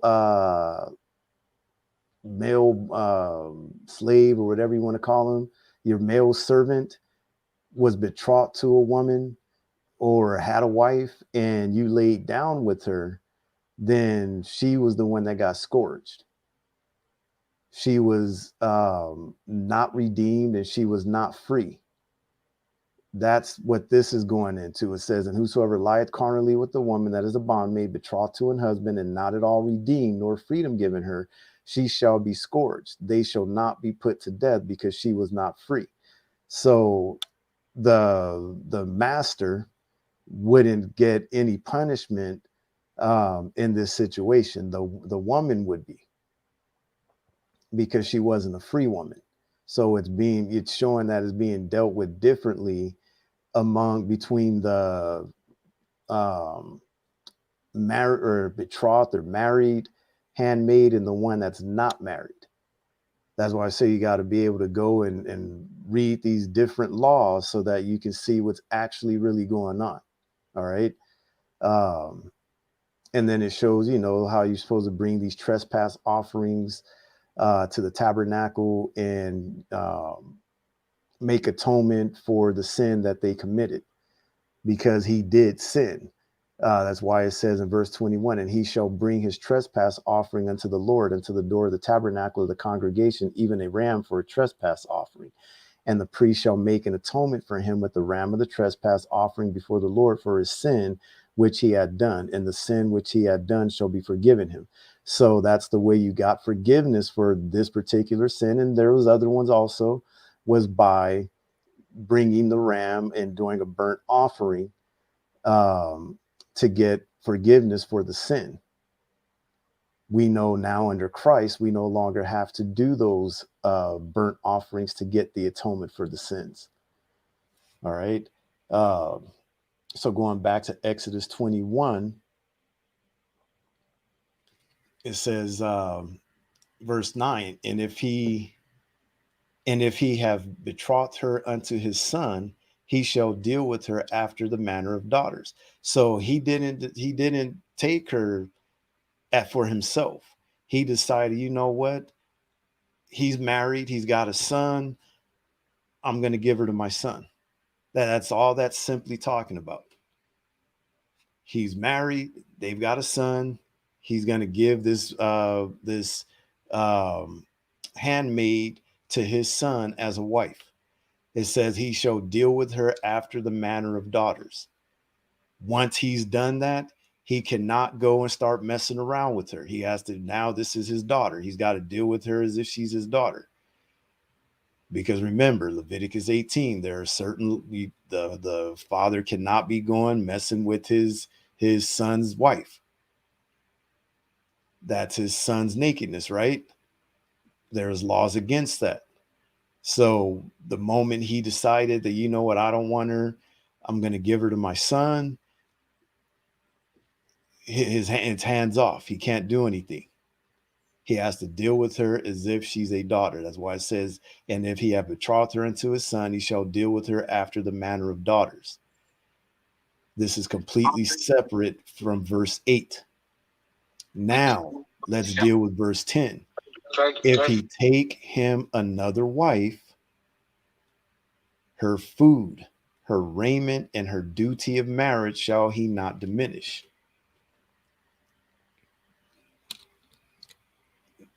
This one is the tricky one that these guys love to use because they swear up and down that the duty of marriage is talking about sex.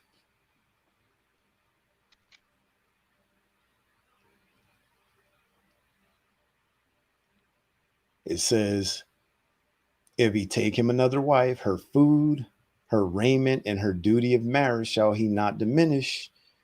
They're like, you see, so you can't take that sex away. You still got to give it to her. And then they go to the New Testament and start bringing out that you can't be holding back from each other and all of that. That's not what it's talking about. It's talking about her food, her clothing, and a place to live, a place to cover your shame, a house, her food, her clothing, and a place to live shall you not diminish. You still got to take care of her, just like today.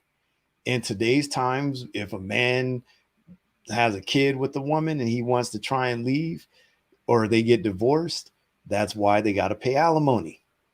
You cannot take away, you still got to pay for her to have food, clothing, and a place to live. That's what the alimony is for. You got to provide. Let's prove it, because I know there's going to be people they're going to go into the Hebrew. They're going to beat them to it. They're going to go into the Hebrew and all this kind of stuff. You know how they like to play it. So let's go into the Hebrew. Let me click on this. Let me open the link. Let me share my screen.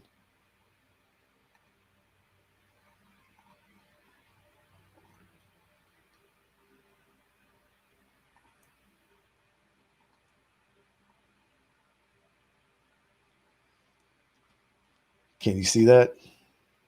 There it is. All right. So let me see. Can I back it up?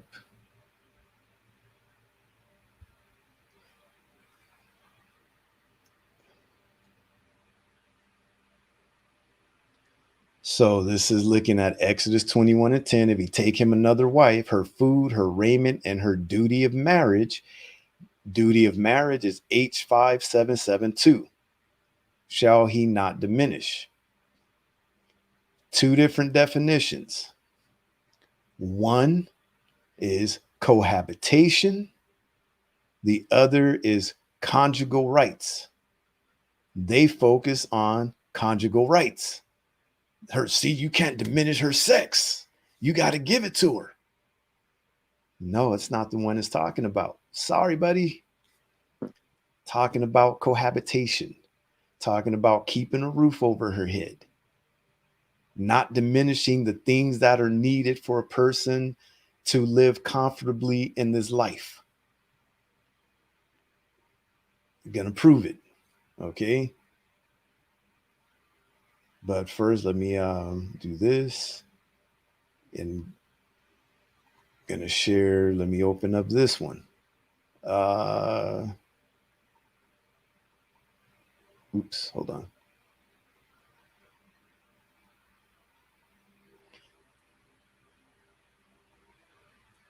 Let me open up this link.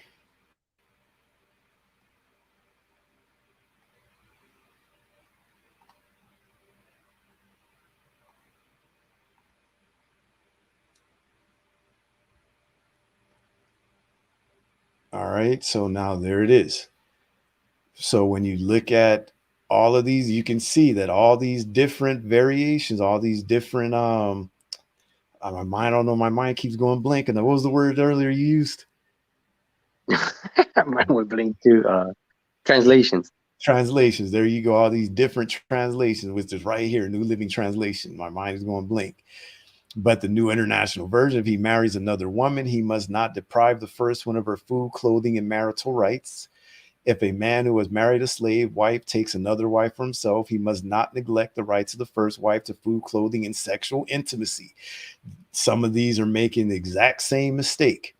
If he takes another wife to himself, he shall not diminish her food or clothing or her marital rights.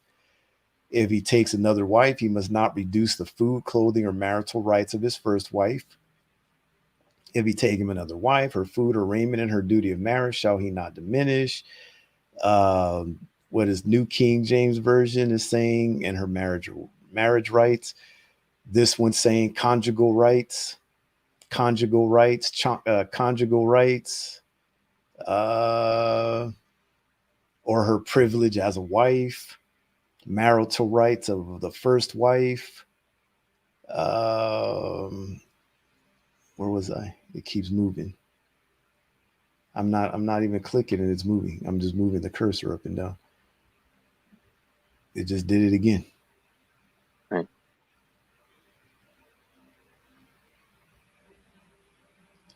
All right. This one, the Aramaic Bible in plain English says, her provisions and her clothing and her bed he shall not take. This one says he shall not deprive her of necessaries and her apparel and her companionship with him. This one says he must continue to provide food and clothing for the one he bought and to treat her as a wife. He shall provide her marriage and raiment, neither shall he refuse the price of her chastity. This one says he must continue to give his first wife the same amount of food and clothing and the same rights that she had before. It's marital rights. So you can see all across the board, some of them are dealing with the conjugal, some are just keeping it basic at marital rights, not because they probably didn't understand which one it meant. So they just put, okay, it could be interpreted either way. So let's go back.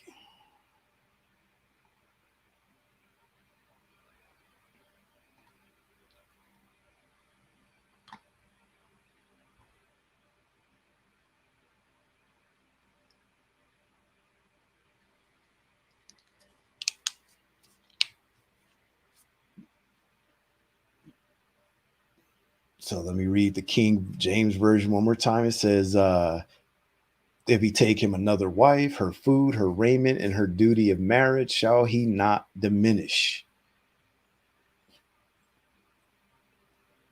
This is talking about keeping a roof over her head. How do we know? Let's go to Sirach 29 and 21 is why you got to go precept upon precept, because according to the Most High, what are the chief things for life? Is it food, clothing, and sex? You need sex to make it, to live. You absolutely need it to make it in this life. That's not what the Most High says. Read Sirach 29 and 21. The book of Ecclesiasticus, chapter 29 and verse 21. The chief things for life is water and bread and clothing and in a house to cover shame. No, sex. And a house to cover shame. So, what is it? Water and bread and clothing and a house to cover shame. So in other words, food to eat, or actually water to drink, food to eat, clothes to put on your body, and a house to cover you, a house to keep you safe. It's not talking about sex. It's talking about that first one when we went to the Hebrew and the Hebrew lexicon, that H5772, talking about cohabitation. You still got to provide a roof over her head. You have to still provide a place for her to live. But some of these guys are adamant that is talking about sex. You still got to give her the sex because that's your wife. You still got to treat her like, as the wife.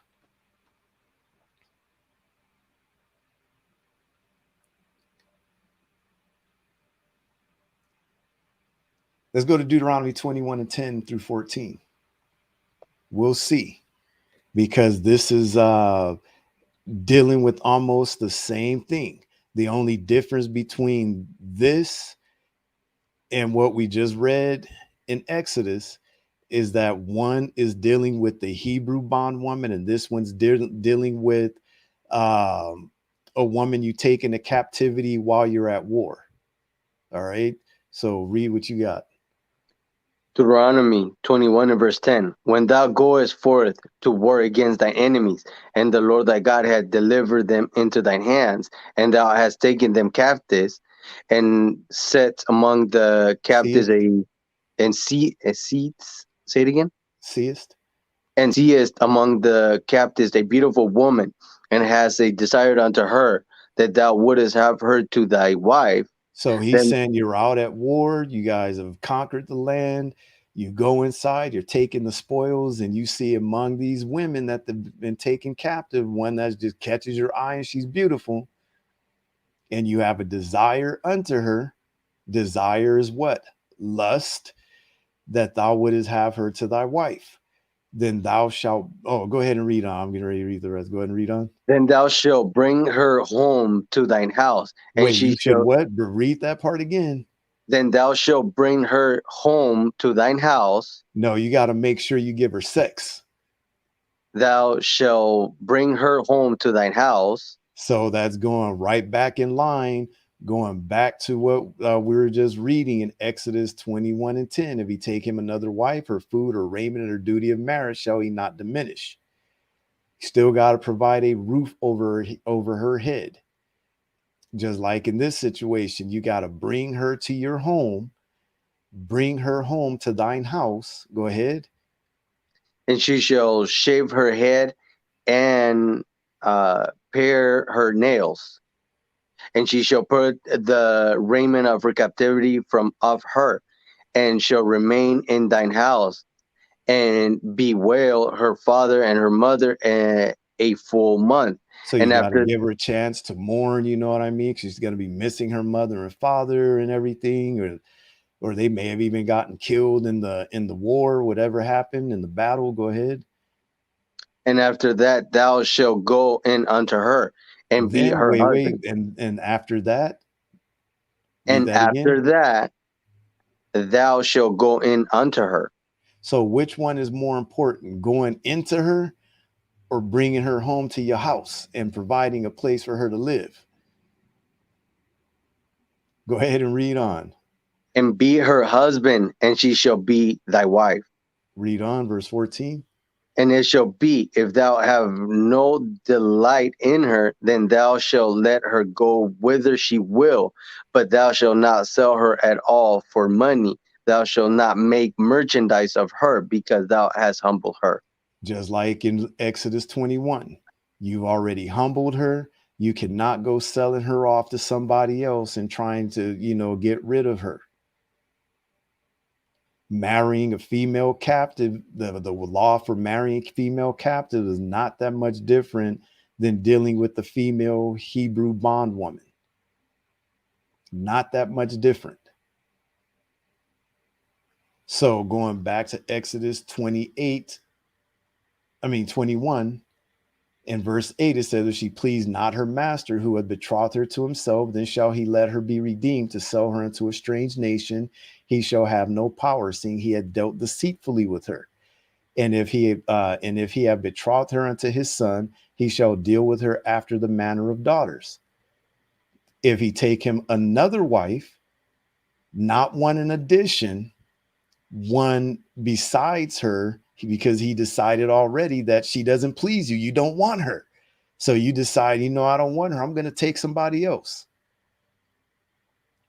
Her food, her raiment, and her duty of marriage, meaning a place to live, shall he not diminish. You got to provide for her. Verse 11, if he do not these three unto her, then shall she go out free without money. Some of these guys think that's talking about verse 10, that if you don't give her food and raiment and sex, you got to let her go. It's talking about if she don't please the master, then you shall let her be redeemed. If you don't let her be redeemed, that's the first one. And if you have betrothed her to your son, you have to deal with her after the matter of daughters. That's the second. Or if you decided to just take another wife, you can't diminish her food, her raiment, or her duty of marriage. If you decide not to do any of those three things listed in verse 8, verse 9, and verse 10, then you got to let her go free. You just decide, you know what? I'm not doing any one of those three things. I'm not letting her be redeemed. I'm not giving her to my son. And I'm for sure ain't giving her, providing for her. I ain't giving her no money. I'm not giving her no food and still providing no place for her to live. If you don't do any of those three things, then you just got to let her go free. Lord's will, this makes sense. Don't let anybody come and bamboozle you anymore that this is talking about sex and that's his wife. You cannot, you know what I mean? So you're taking on a second wife, and we know this is the second wife because he still got to give her sex. He still got to provide the wifely duty to her.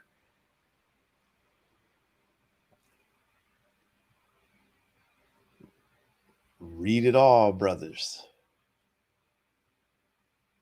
Let's go to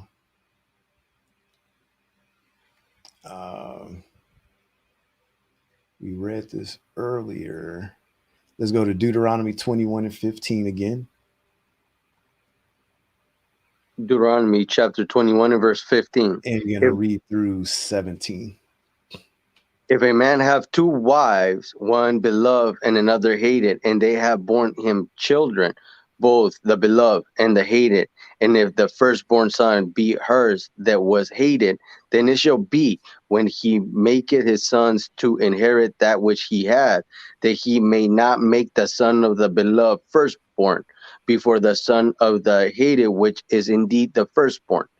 But he shall acknowledge the son of the hated for the firstborn by giving him a double portion of all that he had, for he is the beginning of his strength. The right of his firstborn is his. All right. So we've already talked about this earlier. We went to Genesis 29 and 31 through 32, showing how we've already seen this situation play out. The Most High had to put this precept in because we already had that situation where the firstborn of the hated wife had lost his birthright and it was given to one of the other children. So the Most High wanted to make sure this didn't become the norm in Israel, that the men in Israel, because of the hardness of their hearts, just be like, you know what? I can't stand her. I'm not giving her son nothing. I love her. I'm going to give it to her. Because we know that's what Israel would be doing. We see that already. A man may have a bunch of kids with a bunch of baby mamas, and he'll give money and stuff like that and buy gifts and presents for one, and the other one he'll just completely leave out. We see it happen. We also read about it in the other situation with Samuel's father, having the two wives and loving one more than the other. So they're trying to use this. If a man have two wives, see, we could have multiple wives. If we couldn't, why is it in the Torah? That's why it's in the Torah. That's why he put that law there. because we had already had a situations where these men um, ended up having to have two wives, and in some of those situations we saw was not by choice. Let's go to Deuteronomy 17:17. This is another one that they try and discount. The book of Deuteronomy, chapter 17 and verse 17. Shall he multiply wives to himself, that his heart turn not away, neither shall he greatly multiply to himself silver and gold? So this is talking about, actually go up to start at verse 14 through 16. Verse 14. When thou art come unto the land which the Lord thy God giveth thee, and shall possess it, and shall dwell therein, and shall say, I will set a king over me, like as all the nations that are about me. Thou So shalt. guess what? Israel did it. Even before we had even thought about it, he already knew what we were going to do. The Most High already knew how hard-headed and how hard-hearted Israel is, that he already knew, you know what, when you guys go into the land, at some point, you guys are going to start asking for a king. He's prepared for it. Go ahead and read. Thou shalt in any wise set him king over thee, whom the Lord thy God shall choose. One from among thy brethren shalt thou set king over thee. Thou mayest not set a stranger over thee, which is not thy brother. But he shall not multiply horses to himself, nor cause the people to return to Egypt, to the end that he should multiply horses. For as much as the Lord had said unto you, ye shall henceforth return no more that way. And Neither shall Solomon broke that law. He multiplied horses to himself. And read on. neither shall he multiply wives to himself, that his heart turn not away, neither shall he greatly multiply himself silver and gold. So he wasn't supposed to multiply wives to himself. See, see, that was just for the king. That was for any of us. If the king can't do it, what makes you think you as a little peasant can do it? Come on, Israel. It says, neither shall he multiply wives to himself, that his heart turn not away. Neither shall he greatly multiply to himself silver and gold. Go ahead and read down to verse 20. And it shall be, when he sitteth upon the throne of his kingdom, that he shall write him a copy of this law in a book, out of that which is before the priest, the Levite. And it shall be with him, and he shall read therein all the days of his life, that he may learn to fear the Lord his God, to keep all the words of this law and these statutes, to do them, that his heart be not lifted up above his brethren, and that he turn not aside from the commandment to the right hand or to the left, to the end that he may prolong his days in his kingdom, he and his children in the midst of Israel. So it says that his heart be not lifted up above his brethren. So that's obviously telling you that the brethren are not allowed to have multiple wives. So the king is not being allowed to have multiple wives, so he don't lift himself up above his brethren. I'm better than you. I deserve more than one wife. Like, no, you're going to be just like them. They can't have more than one wife, and you can't either. Isn't that what that means? Am I tripping? Am I nuts? Am I crazy? But you will have some of these guys swear up and down that, oh, he was just talking about the king. That didn't apply to everybody else. Well, this basically disregards what you're saying, because he says that his heart be not lifted up above his brethren. Obviously, his brethren are not allowed to have multiple wives, so he can't have multiple wives. He can't multiply silver and gold to himself because he didn't want him to have too much riches over his brothers and his sisters, so that he wouldn't lift his heart up over them. But isn't that what happened though? The Most High loved David so much, he gave him riches, he gave him multiple wives and women and everything like that. And look at what happened.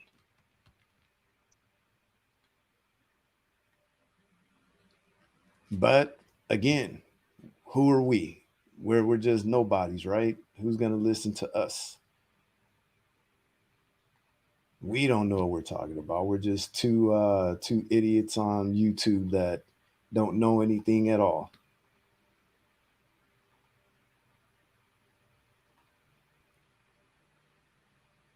And I'm saying that because I know that's exactly what they'll say. What do you listen to these idiots for? Right. It's fun. You listen to these dummies online on YouTube.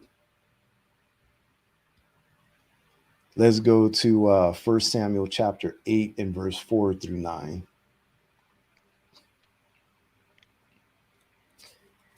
So we're going to read about what the law just told us that Israel was going to do, that there was going to come a time that Israel was going to ask for a king. Go ahead and read. The book of 1 Samuel, chapter 8 and verse 4. Then all the elders of Israel gathered themselves together and came to Samuel unto Ramah, and said unto him, Behold, thou art old, and thy sons walk not in thy ways. Now make us a king to judge us like all the nations. But the thing displeased Samuel when they said, Give us a king to judge us. And Samuel prayed unto the Lord.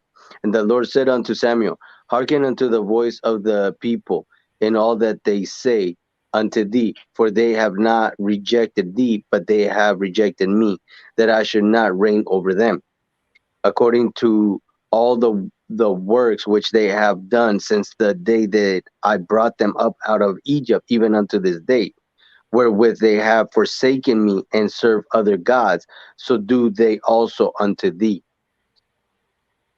In verse 9, now therefore hearken unto their voice, howbeit yet protest solemnly unto them, and show them the manner of the king that shall reign over them. So he's telling them, like, you know what? It's not you they rejected, it's me they rejected, that I should not reign over them. Because he was supposed to be our king. He was our king. He is our king.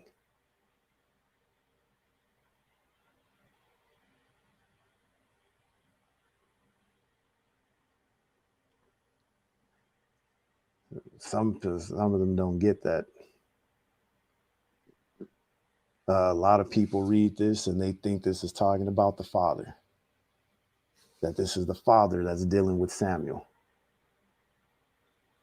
Let's go read on verse 10 through 22. Verse 10. And Samuel told all the words of the Lord unto the people that asked him of him a king. And he said, This will be the manner of the king that shall reign over you. He will take your sons and appoint them for himself, for his chariots, and to be his horsemen, and some shall run before his chariots.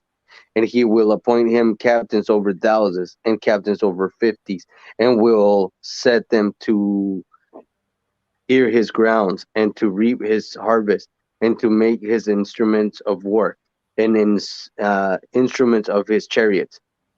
And he will take your daughters to be confectionaries, and to be cooks, and to be bakers. And he will take your fields and your vineyards and your olive yards, even the beasts of them, and give them to his servants. And he will take the tenth of your seed and of your vineyards, and give to his officers and to his servants. And he will take your men servants and your maiden servants and your goodly young men and your asses, and put them to his work. And he will take the tenth of your sheep, and ye shall be his servants. And ye shall cry out in that day because of your king, which ye shall have chosen. And the Lord will not hear you in that day. Nevertheless, the people refused to obey the voice of Samuel, and they said, Nay, but we will have a king over us. All right. So that was 8 and I 10 got through two more. 22. Oh, okay. No, Go ahead. Yeah. Nevertheless, the people refused to obey the voice of Samuel, and they said, "Nay, but we will have a king over us, that we also may be like all the nations, and that our kings may judge us and go out before us and fight our battles." And Samuel heard all the words of the people, and he reheard them in the ears of the Lord. And the Lord said unto Samuel, "Hearken unto the voice, and make them a king." And Samuel said unto the men of Israel, "Go ye every man unto his city." All right. So we'll make this the last precept. And we're going to have to make a part 2 next week because we're only halfway done with the lesson. This is a very long lesson. So let's go to 1 Samuel 10 and 17 through 19. And then we'll have to continue this next week. I'm looking at the time. We're already at 4 hours. And we're halfway through the lesson. That means it'll take another day like this next Sabbath to get through the rest of it. Otherwise, we'll be here till what time is it now? 2:07. Like 6 o'clock, 7 o'clock, somewhere around there. Right. All right. Yeah, we started at 10. So just go ahead and read that and then we'll wrap it up. 1 Samuel 18. 10 and 17 through 19. 10 and 17 through 19. Okay. The book of 1 Samuel chapter 10 and verse 17. And Samuel called the people together unto the Lord to Mizpah. And he said unto the children of Israel, "Thus said the Lord God of Israel, I brought up Israel out of Egypt, and delivered you out of the hand of the Egyptians, and out of the hand of all kingdoms, and of them that oppressed you. And ye have this day rejected your God, who himself saved you out of all your adversaries and your adversaries and your tribulations, and ye have said unto him, Nay, but set a king over us. Now therefore present yourselves before the Lord by your tribes and by your thousands." So Samuel did exactly what the Most High told him to do. They requested a king. He told them what kind of king that they were going to get. Israel, being hard-headed because of the hardness of their hearts, didn't care. Hey, give us a king. That's how Israel is. Just like when it came to killing the Messiah, crucify him. Comes to multiple wives. Somebody tries to show you multiple wives is not biblical. We're not supposed to be doing it. They don't want to hear it. They reject it. Israel's got to repent, but we're halfway done with the lesson. There's still a lot to go. There's a lot of points we haven't even gotten to the New Testament yet. We still got to go through the laws of adultery, marriage, all of that, and going through, Christ, what Christ has to say about multiple wives, because they twist a lot of that up too, into making people believe that we could have multiple wives. So Lord's will, so far, this has been edifying. We're going to leave it at that for right now. Grab Ecclesiastes 12 and 13 through 14.